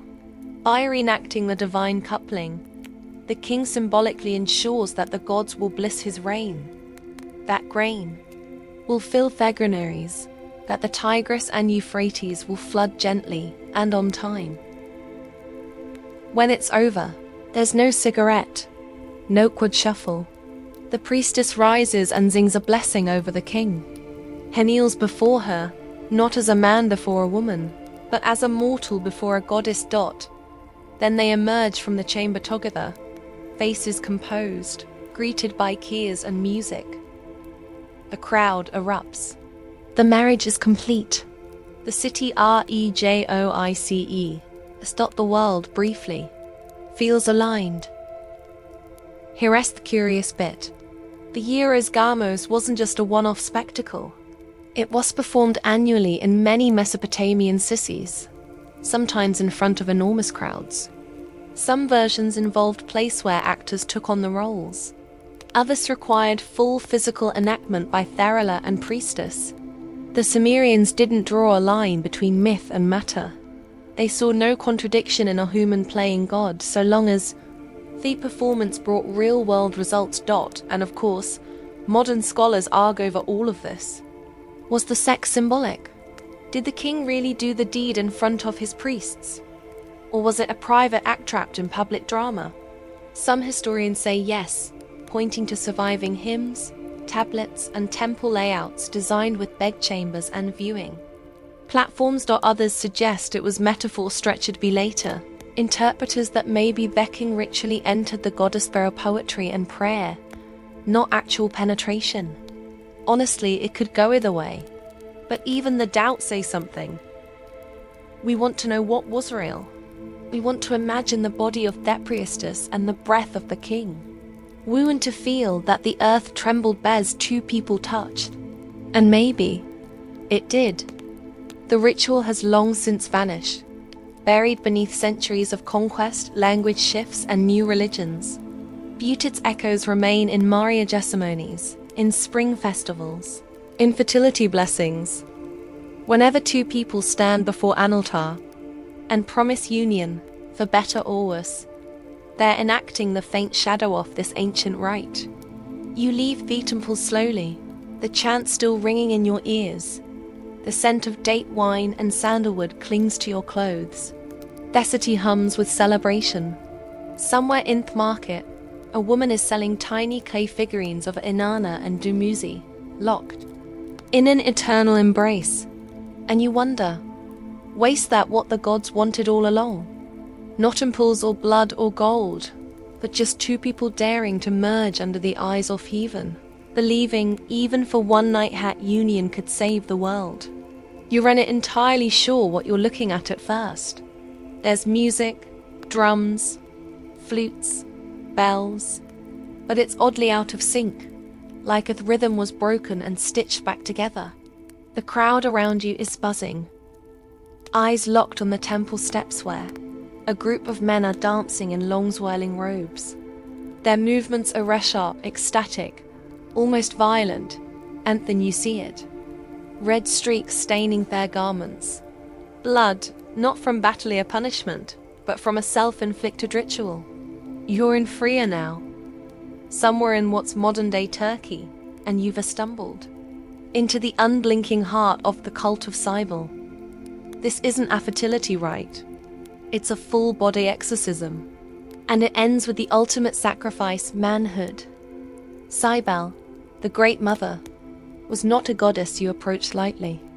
She was willed, unbridled, primal, often depicted enthroned with lions at her side, sharreled over nature's chaos and raw feminine power. She wasn't here to soothe. She was here to shake you free of your illusions. Her worship was intense, driven by frenzy, music, fasting, and ecstatic devotion. And her most devoted followers, known as Thegali, were male priests who renounced everything, including their gender, for her. You've heard rumors about Thegali before. Whispers of them dressed in women's clothing, hair long and face painted, moving through the cities with tambourines in hand, begging and blessing in equal measure. That nothing prepares you for the moment one of them climbs the temple steps, raises a dagger high, and kneels before the crowd. His chant rises, joins the music, then cuts off in a scream as the blade flashes between his legs. He castrates himself in the temple altar, and the crowd cheers. You're not breathing. No, Onez. And then the drums pound again. Their blood is scooped into a bowl, and Thegali is wrapped in white cloth like Anuban. This isn't a death. It's a rebirth. He has become a bride of Cybele, shedding his masculinity to devote himself entirely to the goddess. You stumble back, stunned, and yet no one else seems horrified. Moved, yes, reverent, but not afraid. For them, this act isn't madness. It's the ultimate offering, a way of joining with Cybele so completely that even the body must bear written. The GI believe they are retransformed, not just figuratively, but physically. The act erases their boundaries between male and female, human and divine. Here's your quirky tale for this trip. The day this ritual takes place is called the Day of Blood, part of a multi-day spring festival called Megalesia, which included music, drama, processions, and sacred games. But the Day of Blood, that's the center. That's where the mystery boils over. Some modern historians believe participants worked themselves into such a frenzy before the act through dancing, drugs, or self-flagellation that they felt no pain. Others argue that pain was the point. The origins of the cult stretched deep into Anatolian soil long before the Romans imported it into their cities. Cybele's myths are woven with blood and longing. Her consort, Attis, was a beautiful young man who castrated himself under a pine tree in a fit of madness. Some say because of unfaithfulness, others because of divine possession. He died, bled out beneath roots, and Cybele, devastated, begged gods to bring him back. They agreed, but only halfway. He returned in a kind-of suspended state, neither dead nor fully alive, eternal, half god, half wound. And the galley. They reenact that story. They become Attis. Some even decay his name, claiming his pain as their passage into another realm. But it wasn't all sacrifice. The GI lived outside normal Roman society. Yes, but they also held immense spiritual power. People came to them for blessings, fertility rituals, and oracles.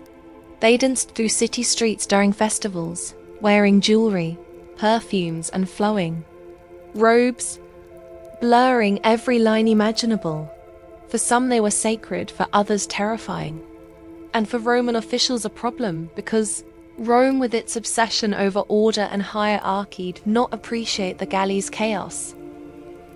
Here were men, citizens sometimes, who rejected manhood, bled openly in public, and served a foreign goddess that couldn't be controlled, so the Senate to suppress them.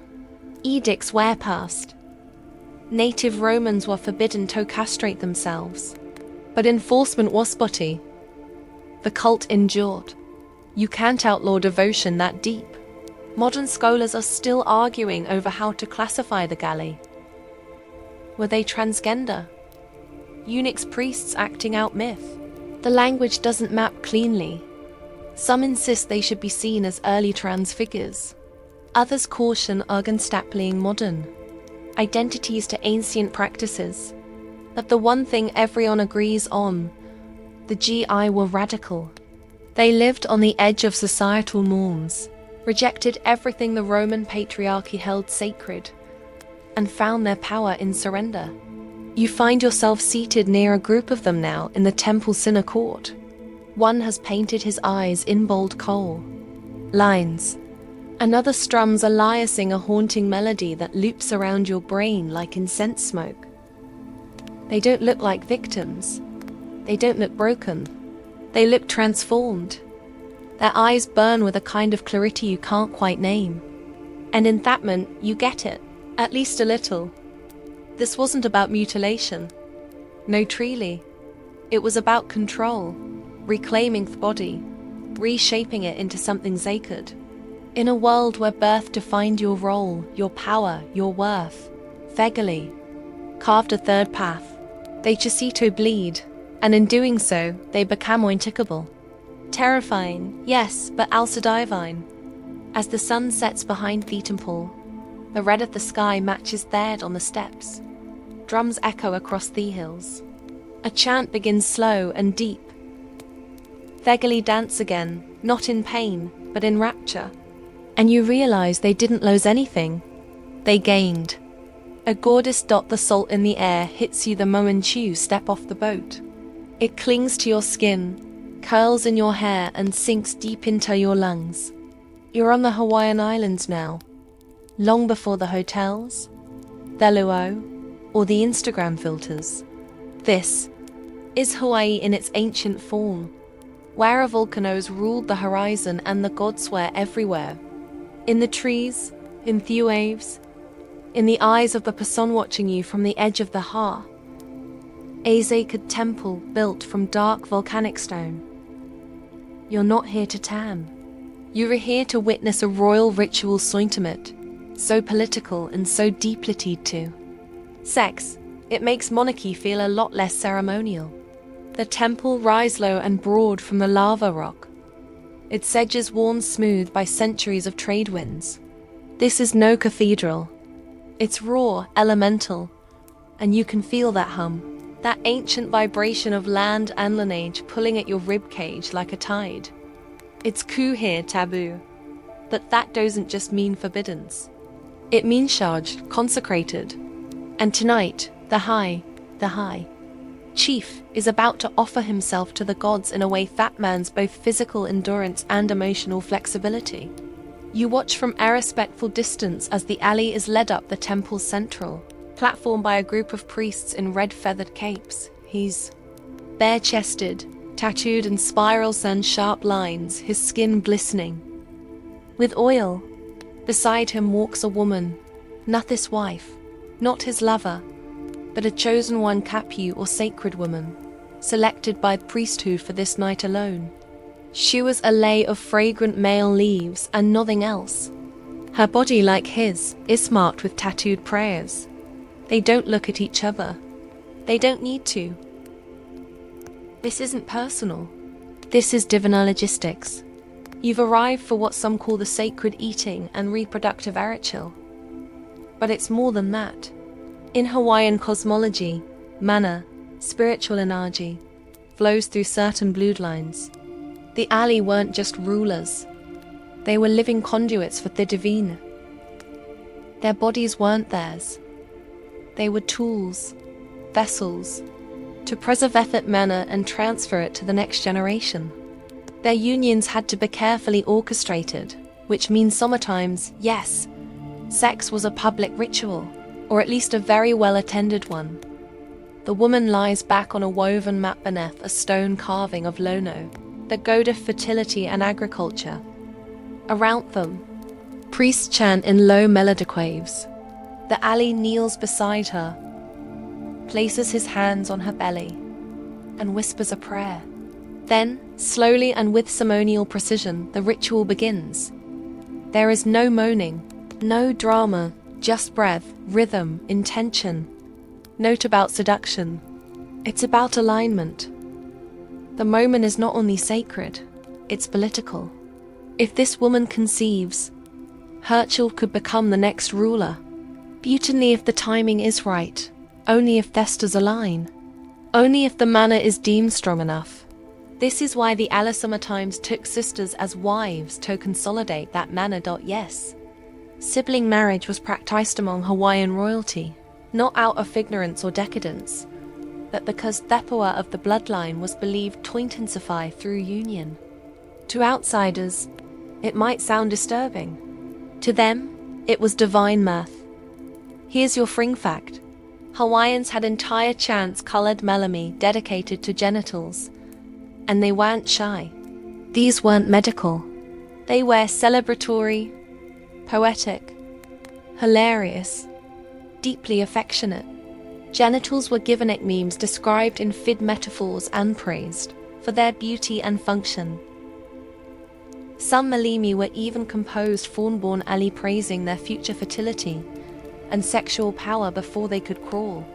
Because in this culture, their ability to reproduce wasn't just biological. It was spiritual currency. You look around and notice the community gathered just outside the Hale walls. They're singing softly, not watching but supporting.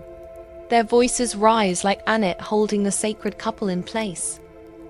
There's no embarrassment here, no jiggles, no sense that anything obscene is happening.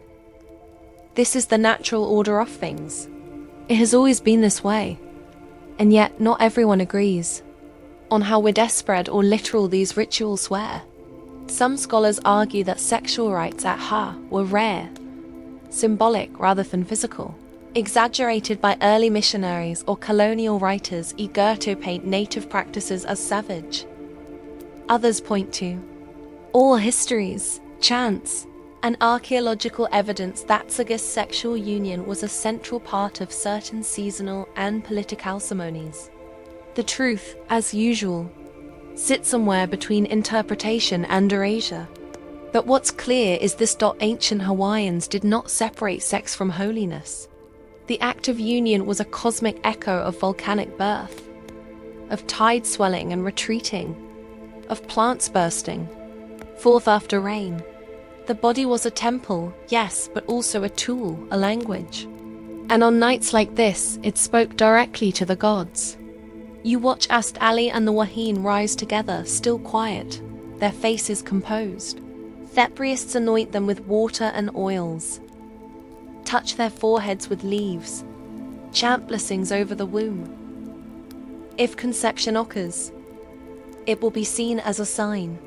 If not, another ritual will follow in the next season.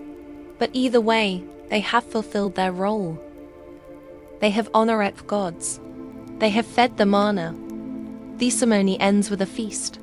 Not for the couple. They must fast for a day. But for the people, pigs are roasted, poi is served.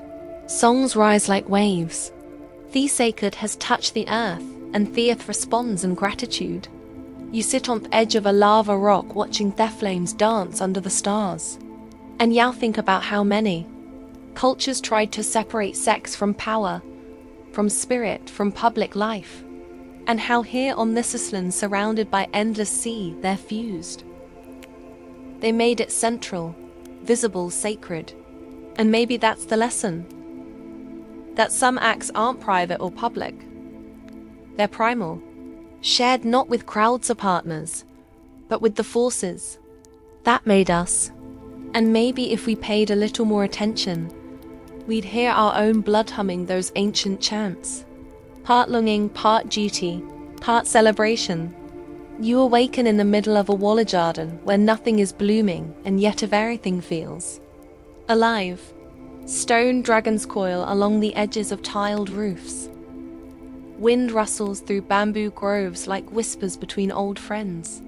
This is ancient China, quiet, restrained, dignified, and yet beneath the surface, something pulses. Not just the hum of civilization, but something warmer, subtler.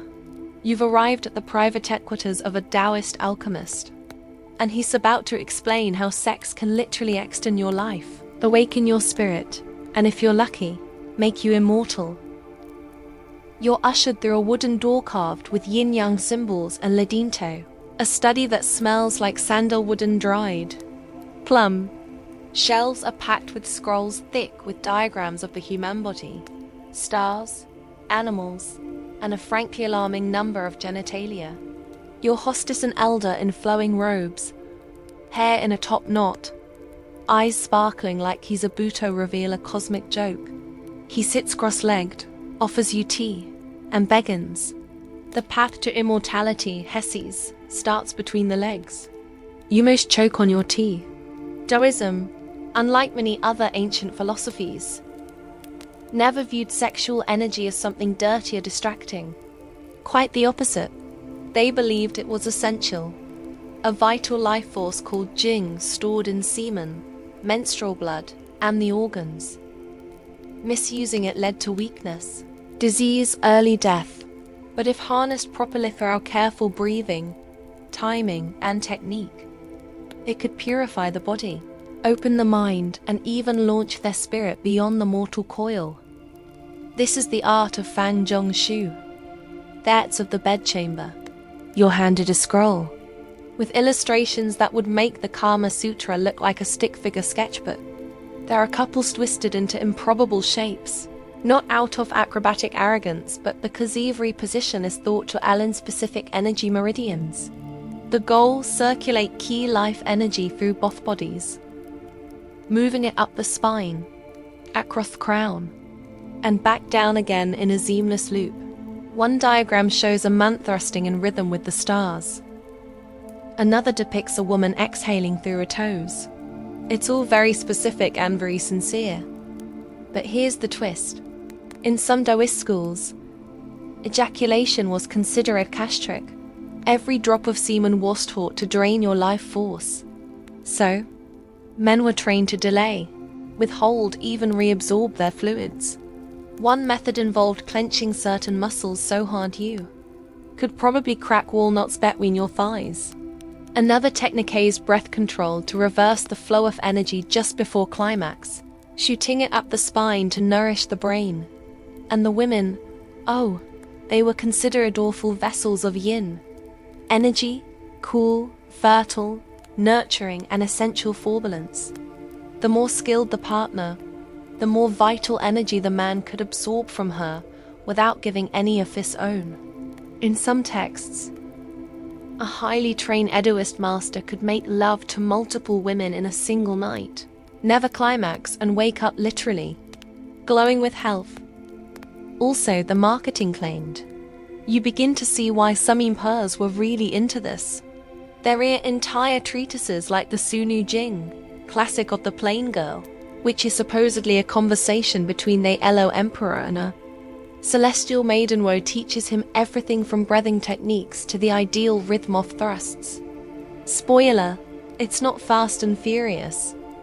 Other texts like the Pillow Book blend erotic advice with medical diagrams and lunar charts, suggesting that sex should align not just with moods, but with seasons, tides, and political affairs. Your host unfurls another scroll, this only marked with moon phases and specific dates for optimal sexual activity. Avoid the 8th day of the 9th month, he warns, unless you enjoy bad dreams and sudden grey hairs. But not all of it was metaphysical. Taoist sex alchemy had practical uses too. Midwives used it to help women manage reproductive health. Herbalists tied certain sexual rhythms to digestion and sleep. Even pharmacometes adopted the principles, believing that planting seeds after a well-timed union under a full moon would bless their crops. You laugh. He doesn't.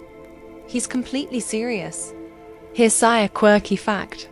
Some Taoist sects practiced heki, harmonious energy exchange in which partners would engage in prolonged eye contact, synchronized draping, and gentle non-penetrative ouching to exchange chi through skin and aura alone. Kind of like spiritual spooning, but with cosmic stakes. These sessions could last for hours, days even.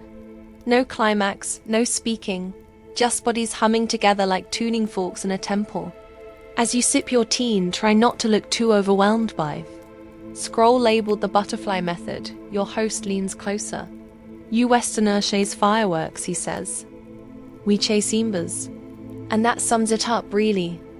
Taoist sexual ritual isn't about explosion. It's about stoking the coals. Gentle, intentional, sustained. Because in Taoist thought, sex is never separate from longevity or from health or even from enlightenment. Of course, this shouldn't stop centuries of confusion and misinterpretation. Some scholars argue that the no ejaculation thing was overhyped by latter writers. Others claim the texts were metaphorical, referring not to literal sex, but to inner alchemical processes. And then there's the fact that many of the surviving manuals were written bemen for men, often treating female partners as energetic vending machines rather than participants. Still, the legacy of Fang Zhongshu is unmistakable. Chinese medicine, martial arts, and even modern wellness philosophies still echo its core belief. The body is sacred, desire is powerful, and sex, when practiced mindfully, can be a portal, not a distraction from the divine. As night falls, your host walks you back to the garden. The moon is low, bamboo cracks gently in the breeze. You hear the soft trickle of water from a hidden spring, and somewhere nearby, two birds cope in perfect rhythm. You feel something shift in your chest, not arousal, not desire, just presence. The way the air kisses your skin, the way your heartbeat slows. You don't need fireworks. Tonight, themas are enough.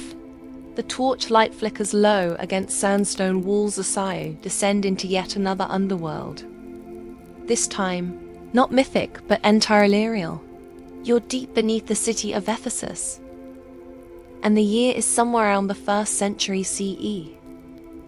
Above you, the world is busy building the Roman Empire's greatest libraries, temples, and baths.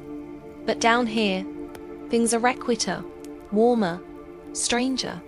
You found yourself in one of the more whispered spaces of the ancient Mediterranean, a private cult sanctuary of the Anatolian goddess Hecate. And tonight, her faithful are preparing a rite Salad, in symbolism, secrecy, and shadowy eroticism that no single culture can quite claim it. The air is thick with incense and rosy oil. You're surrounded by veiled women and silent men. all moving with careful steps around a circular altar carved with 3 faces. Hecate in her triple form, maiden, mother, and crone. This goddess isn't gentle. She doesn't soothe. She watches crossroads, rulers' ghosts, opens doors to other realms, and sometimes doesn't let you back through. The ritual tonight isn't listed in any civic calendar, is not spoken of in polite forums or carved into marble with a triumphant flourish. It's remembered only in fragments, in obscure texts, marginal notes, whispered references to binding night or the flickering path. And yes, it involves sex, but it's not celebratory. It's not reproductive. It's boundary breaking. You sit at the edge of the temple chamber, carve it straight into the rock, and listen as a high priestess chants in a language that tastes like Greek but bites like something older. The participants remove their veils, not in shame, but in surrender, and anoint one another with dark oils. Then the dance begins, slow, controlled, a weaving of bodies around the central fire. Male and female, young and old, paired and unpaired. Every movement is mirrored by someone across the circle. And then comes the binding. The high priestess steps into the center and unrolls a cord. Black, long, and thin as a serpent. One by one, couples are tied wrist to wrist, ankle to ankle, waist to waist, each knot made with a whispered vow. Not I love you, not even I want you, but I see you. I cross with you. I dissolve with you. This is hex magic. Not pleasure, not pain, but the unraveling of illusion. Sex here is noticed to affirm identity, but to obliterate it. You are not your body. You're not your name. You're not your past. Just energy vibrating in time, moving through another. Watched by a goddess who lives at the threshold of everything. As the couples lower themselves onto the fur-covered stone floor, the fire dims. All you hear are gasps, sigh, chants, like music composed off breath alone. The bindings do not limit. They focus. They slow things down. Make every shift of muscly intentional. Eyes stay locked. Movement smur. This is not domination or submission. It's not romance. It's not even lust. It's presence. And it's terrifying. Here's your fringe fact. Some of Hex followers believe thetagasm, if reached during these sacred rites, could send the soul partially out of the body, like an astral projection, but stickier. They called it crossing fire, and it was said to leave a mark on the spirit forever. That's why participants often painted black dots on their foreheads afterward. Tiny stars to say, I've gone to the edge, and returned. Scholars have long fought over how literal these rituals were. Some argue the binding rites were entirely symbolic, dramatized theatre to represent spiritual union and psychic transformation. Others, citing evidence from early Hellenistic inscriptions and erotic curse tablets. Yes, those were a thing. Insist the acts were physical, deliberate, and sometimes even legally protected within cult precincts. On a recently unearthed fragment from Western Anatolia, seems to refer directly to a sacred binding between two occultists accompanied by instructions for a specific knot pattern and post-ritual cleansing in moonlit water, and about those erotic curse tablets. Brace yourself. Ancient love magic often veered into obsessive territory.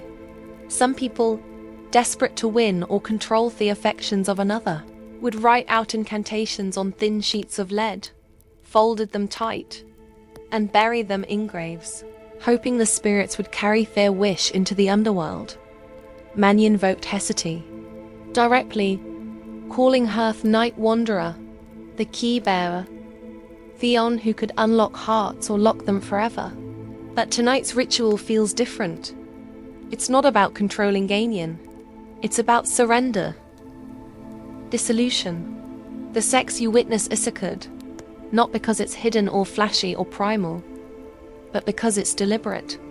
Every touch is a question, every breath a spell. And when it ends, there is no climax of applause, nor lees of noise, just silence.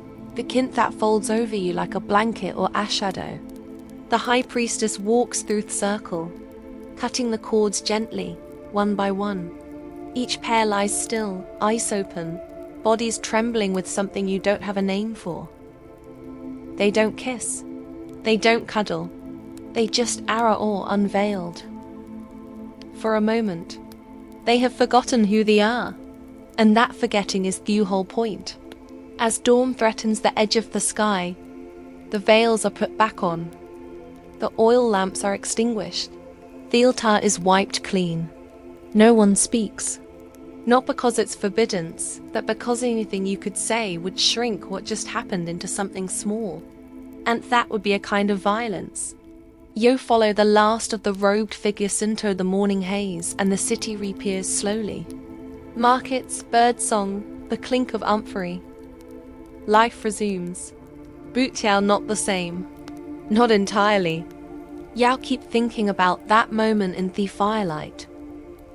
When everything blurred, and you saw not beauty, not ecstasy, not identity, but space. The kind you could fall into. The kind that looks back.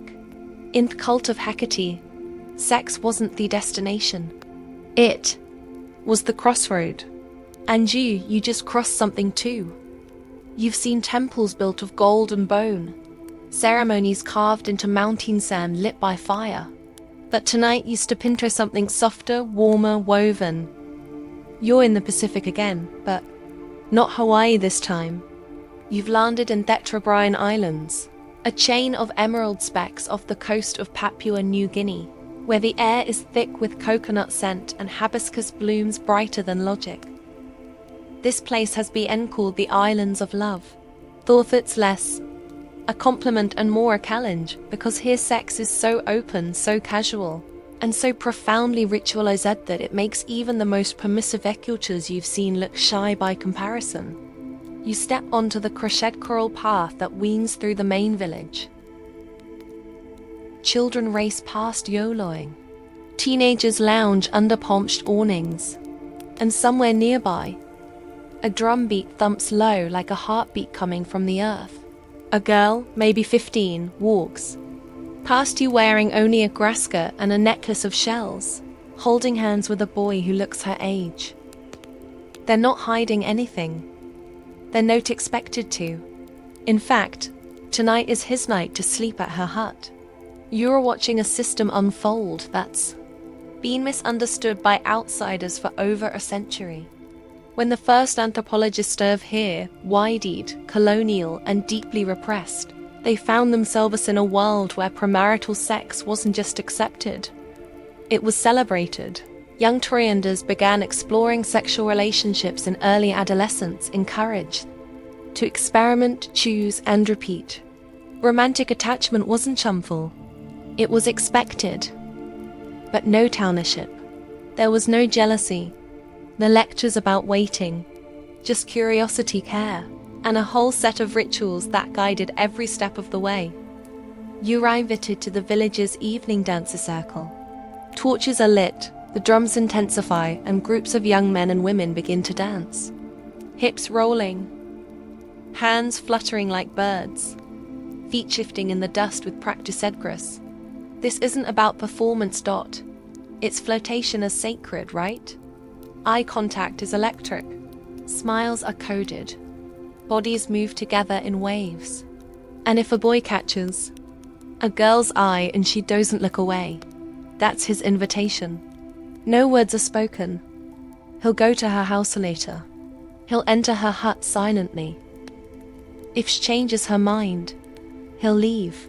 If she welcomes him, he'll stay. No guilt, no contracts, just rhythm and understanding. You ask your local guide, a woman named Mona with braids down to her waist, how the community feels about all physicalness. She shrugs, amused. Why would be ashamed? She asks. Sex is not a secret. It's a part of life, like eating, like dreaming. And that's not just her opinion. It's structural. In Trojan society, sexual freedom for youth is balanced by control in marriage.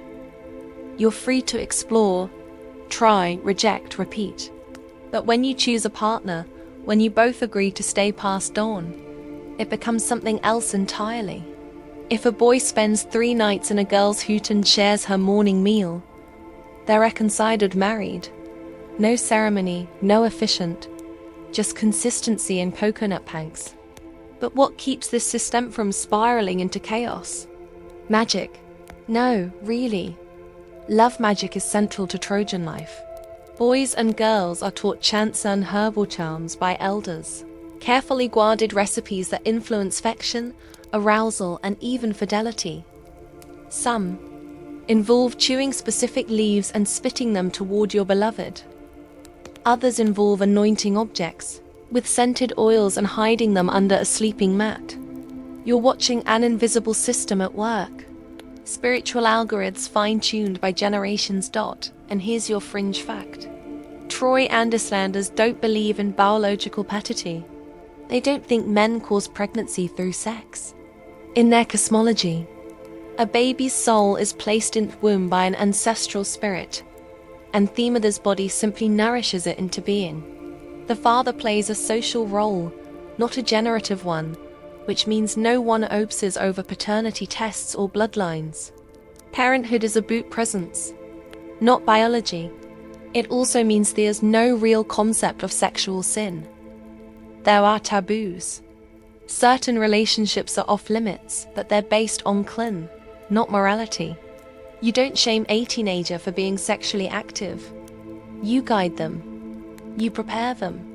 You teach them how to love without destroying themselves or others. And yet, not. Alice Paradise. As the island modernized, as Christian missionaries and colonial administrators arrived, the Trojan sexual ethic came under pressure. Schools taught Western values. Churches preached abstinence. Parents were warned that their children's ways were sinful. Some rituals were driven underground. Others faded.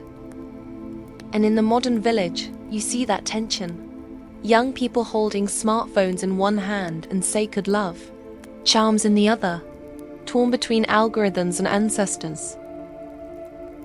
Scholars still argue about how much of Trojan tradition survives. Some anthropologists like Bronos Malinowski wrote about it in such exoticized terms that they were accused of atheromanticizing or misunderstanding the culture. Others defend it as a system more honest and arguably more functional than many Western ones.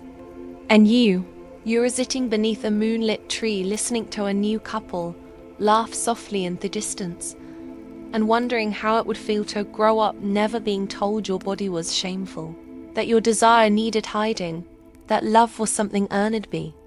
Restraint. What if you had been taught that sex was a dance, a language, a way of listening? You imagine your awkward teenage self dropped into this village like a nervous alien, and you smile. You probably wouldn't have survived the first dance, but you also might have learned faster with less fear, with more care. As the fire dies down, you see a grandmother gently brushing her granddaughter's hair, singing a lullaby about a beautiful girl who once caught the attention of the moon. Not because she was perfect, but because she moved with confidence, because she dared to invite. Here, the body isn't something to conquer, it's something to offer. And love isn't something to fear, it's something you grow into, one shared breath at a time. The light is golden and soft as you step into a colonnade courtyard in ancient India. You're in the city of Kajuro, and while theparos chatter overhead, and the air smells like cardamom and cow dung, your eyes are drawn upward because the temple walls around you are covered, absolutely covered with carved bodies doing things you probably didn't think were allowed on sacred ground. Men and women, gods and mortals, dancers and warriors, are locked in poses so bold, so complex, and so anatomically impressive that you stop walking mid-step. This isn't a fake detail on the edge of a wall. This is design. This is the message. Welcome me to the world of Tantric India, where sex doesn't distract from the divine. It is divine. These aren't back alley brothel or hidden rites in caves. These are full-blown temples built by kings standing proudly in the center of bustling towns. The Kandera Mahadeva Temple, the Lakshana Temple. These are architectural masterpieces, each covered with sculptures that depict not just deities in regal postures, but men and women in threesomes, acrobatics, and positions that would make a yoga master weep. And it's not porn, it's philosophy in stone. You walk the temple's outer path, tracing your fingers over sandstone thighs and curved hips. A woman leans forward, her head tossed back in ecstasy, while a man behind her plays a flute, not a euphemism. An actual flute. Above them, a celestial elephant watches with what might be approval. You're not sure, but what's clear is that the artist wanted this tobe seen. Not hidden, not whispered, but celebrated. So why is this here? To understand, you need to meet Tantra. Not modern Instagram scented oil version, but the ancient spiritual trading that shook Indian philosophy like a thunderclap. Tantra emerging between the 5th and 9th centuries, wasn't a religion but a method, a set of practices, texts, rituals, meditations meant to unlock enlightenment by embracing everything, not denying it. Where orthodox systems might reject thebody, the senses or desire, Tantra said, no, bring it in. The path to Thedavini isn't above you. It's within you in your breath, your skin, your pulse. Sex then becomes more than pleasure. It's a ritual, a tool, a portal. You're taken to a quieter section of the temple where an ascetic sits cross-legged under a carved niche, eyes half closed. He's a tantric practitioner, not a celibate monk, but someone who's mastered both restraint and indulgence. He invites you to sit and begins to speak in a low melodic voice. In sex, Hesses, you disappear. The ego falls. Time unravels. You are nowhere and are verywhere. That's the goal of Mithuna, the tantric ritual of sexual union. It's not about climax but absorption. Their physical act becomes meditation in motion. Partners exchange energies. Shakti, the feminine creative force, and Shiva, the masculine principle of consciousness. When the two merge, they simulate the original unity of the universe. In the moment of deepest leisure, if the mind is still, the soul can awaken. That's the theory. Anyway, here's your quirky fact. Tantric manuals weren't just erotic guides. They included breath control exercises, visualization techniques, mantra chanting, and even complex hand gestures. Mudras performed during sex to channel energy. Some rituals were conducted in cremation grounds or after consuming forbidden substances. Meat, alcohol, sex.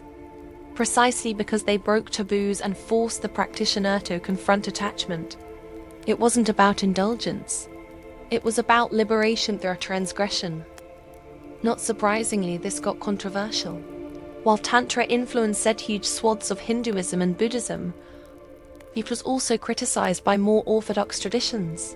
Some argued the texts were symbolic, that the union described was metaphorical, referring to the merging of breath and thought.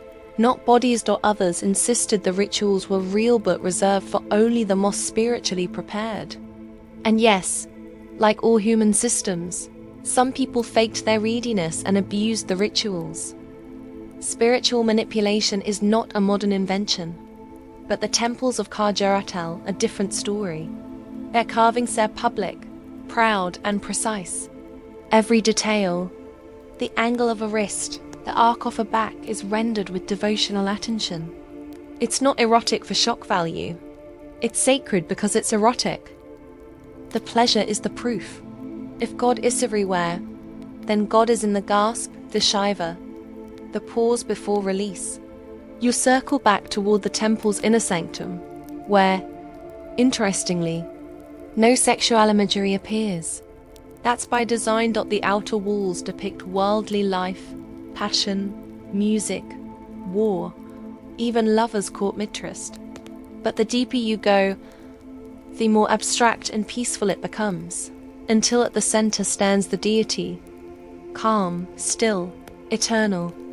The journey inward mimics the journey off-self through chaos and desire in tossilence and clarity. And maybe that is the point. Tantra doesn't deny the outer world.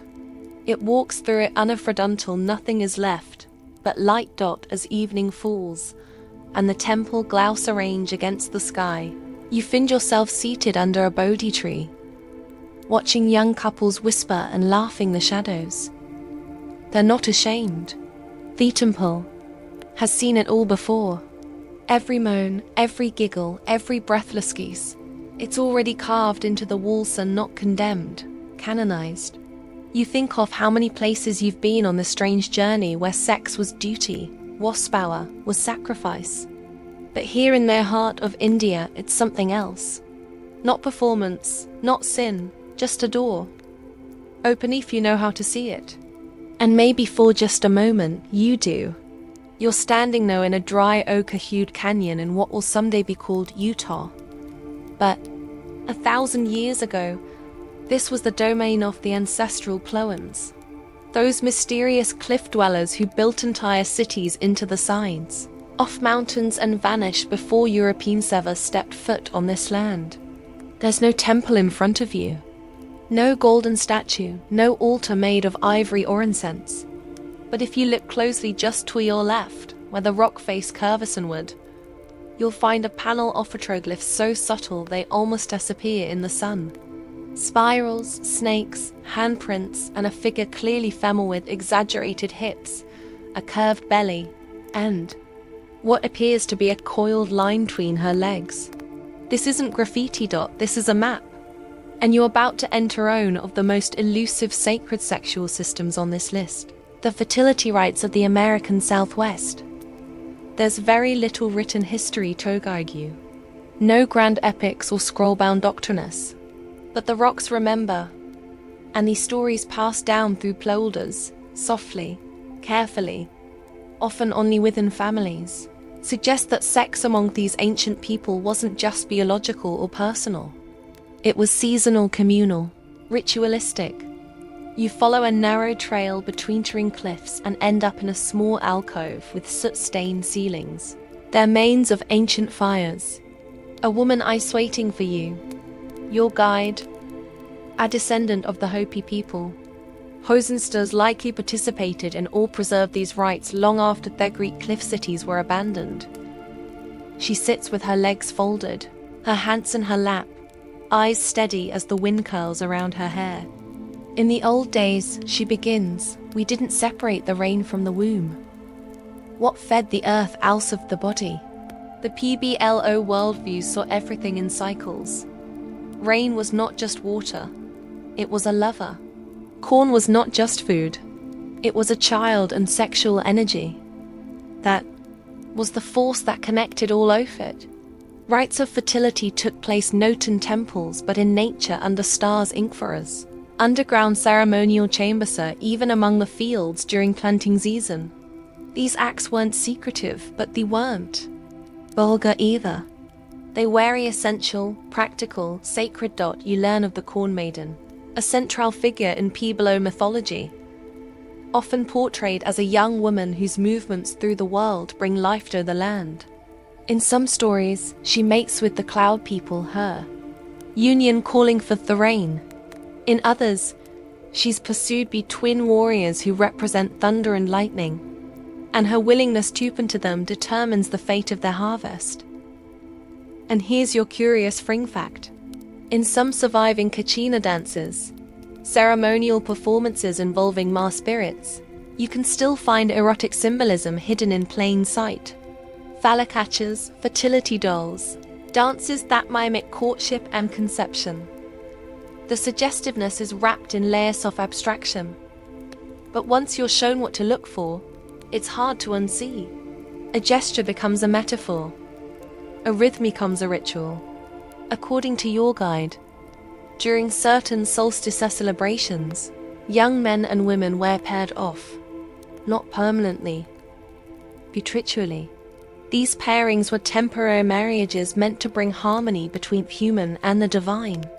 They would spend time together in a ceremonial space, often after fasting, prayer, and dance. Whether or not they had sex was up to them, but if they did, it wasn't taboo. It was welcomed. If a child assaulted, that child was seen as blessed, a literal gift from the spirits. But with colonial intrusion came suppression. Spanish missionaries were among the first to record these customs with horror. They described them as pagan orgies, condemning any act that didn't conform to Christian marital norms. Later, American settlers and government agents banned many traditional dances and forcibly convert native children in boarding schools, breaking the oral chain that had passed these traditions down for centuries. Now, much of what survives exists in memory and fragment. Elders speak softly about rituals never performed anymore, symbols etched into sandstone, misinterpreted by archaeologists, songs that no longer have words. And yet the spirit of the rituals persists, not in museum cases, but in the breath of desert wind, in the swirl of dust kicked up during a harvest dance. In the way, some people still look to their clouds, not with meteorological concern, but with longing. Scholars continue to debate the exact nature of these sexual rites. Some argue they were purely symbolic, meant to mimic the union of land and sky through dance and art.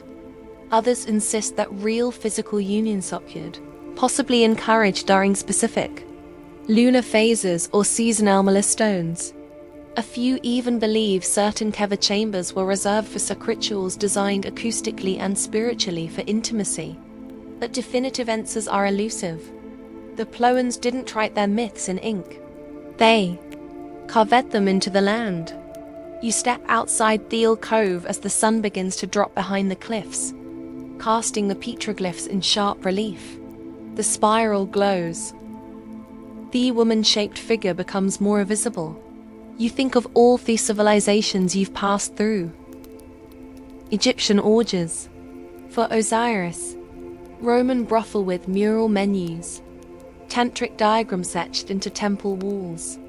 And yet somehow this silent sandstone carving feels just as loud. Here, the sacred was performed. It was lived quietly, repeatedly, with reverence and rhythm. And sex wasn't a deviation from spirit. It was part of the same breath. As you make your way back down the canyon path, your guide walks beside you, silent for a while. Then she says, "We still believe in the rain." You nod, unsure whether she's speaking literally or not. Probably both. So now you're here lying in the soft afterglow of this long strange journey through the oldest, rawest corners of human ritual. And if your head isn't spinning a little, were I even paying attention?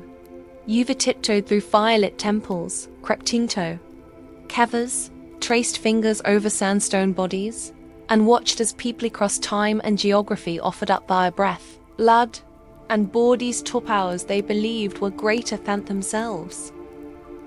Sex wasn't a side plot. It was the stage, the spotlight, the whole production. From the sacred marriages of Sumer to the moonlit caves of the Aztecs, from the dance circles off Tropian islands to the death-daying frenzy of the galley. You've seen just how much weight the ancients gave to the act of union. And sure, it's easy to sither with modern eyes and judge, tosna at the idea of moon-sink thrusting or sacred orgasms that open spiritual portals. But deep down, you know better.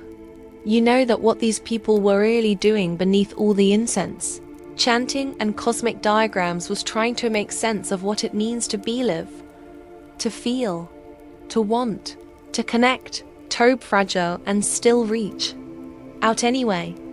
They carved their fears and longings into temple walls, sang them into midnight dances, burned them into ritual and story, not to control sex, but to remember it, frame it, honor it. Because when they got it right, just for a moment, they believed they touched something eternal. And maybe, as weird and wild and extreme as these rituals were, there's a whisper of them in your own life. In the way a touch lingers, in the way silence deepens between two people who finally understand each other, in the way your own body sometimes surprises you, glitching past logic into something much older, much wilder. So maybe don't dismiss the ancient ones too quickly. Maybe they knew something we've forgotten. That pleasure isn't the opposite of prayer. It is prayer in a language that doesn't need words. Now it's late. Your phone's probably at 3%.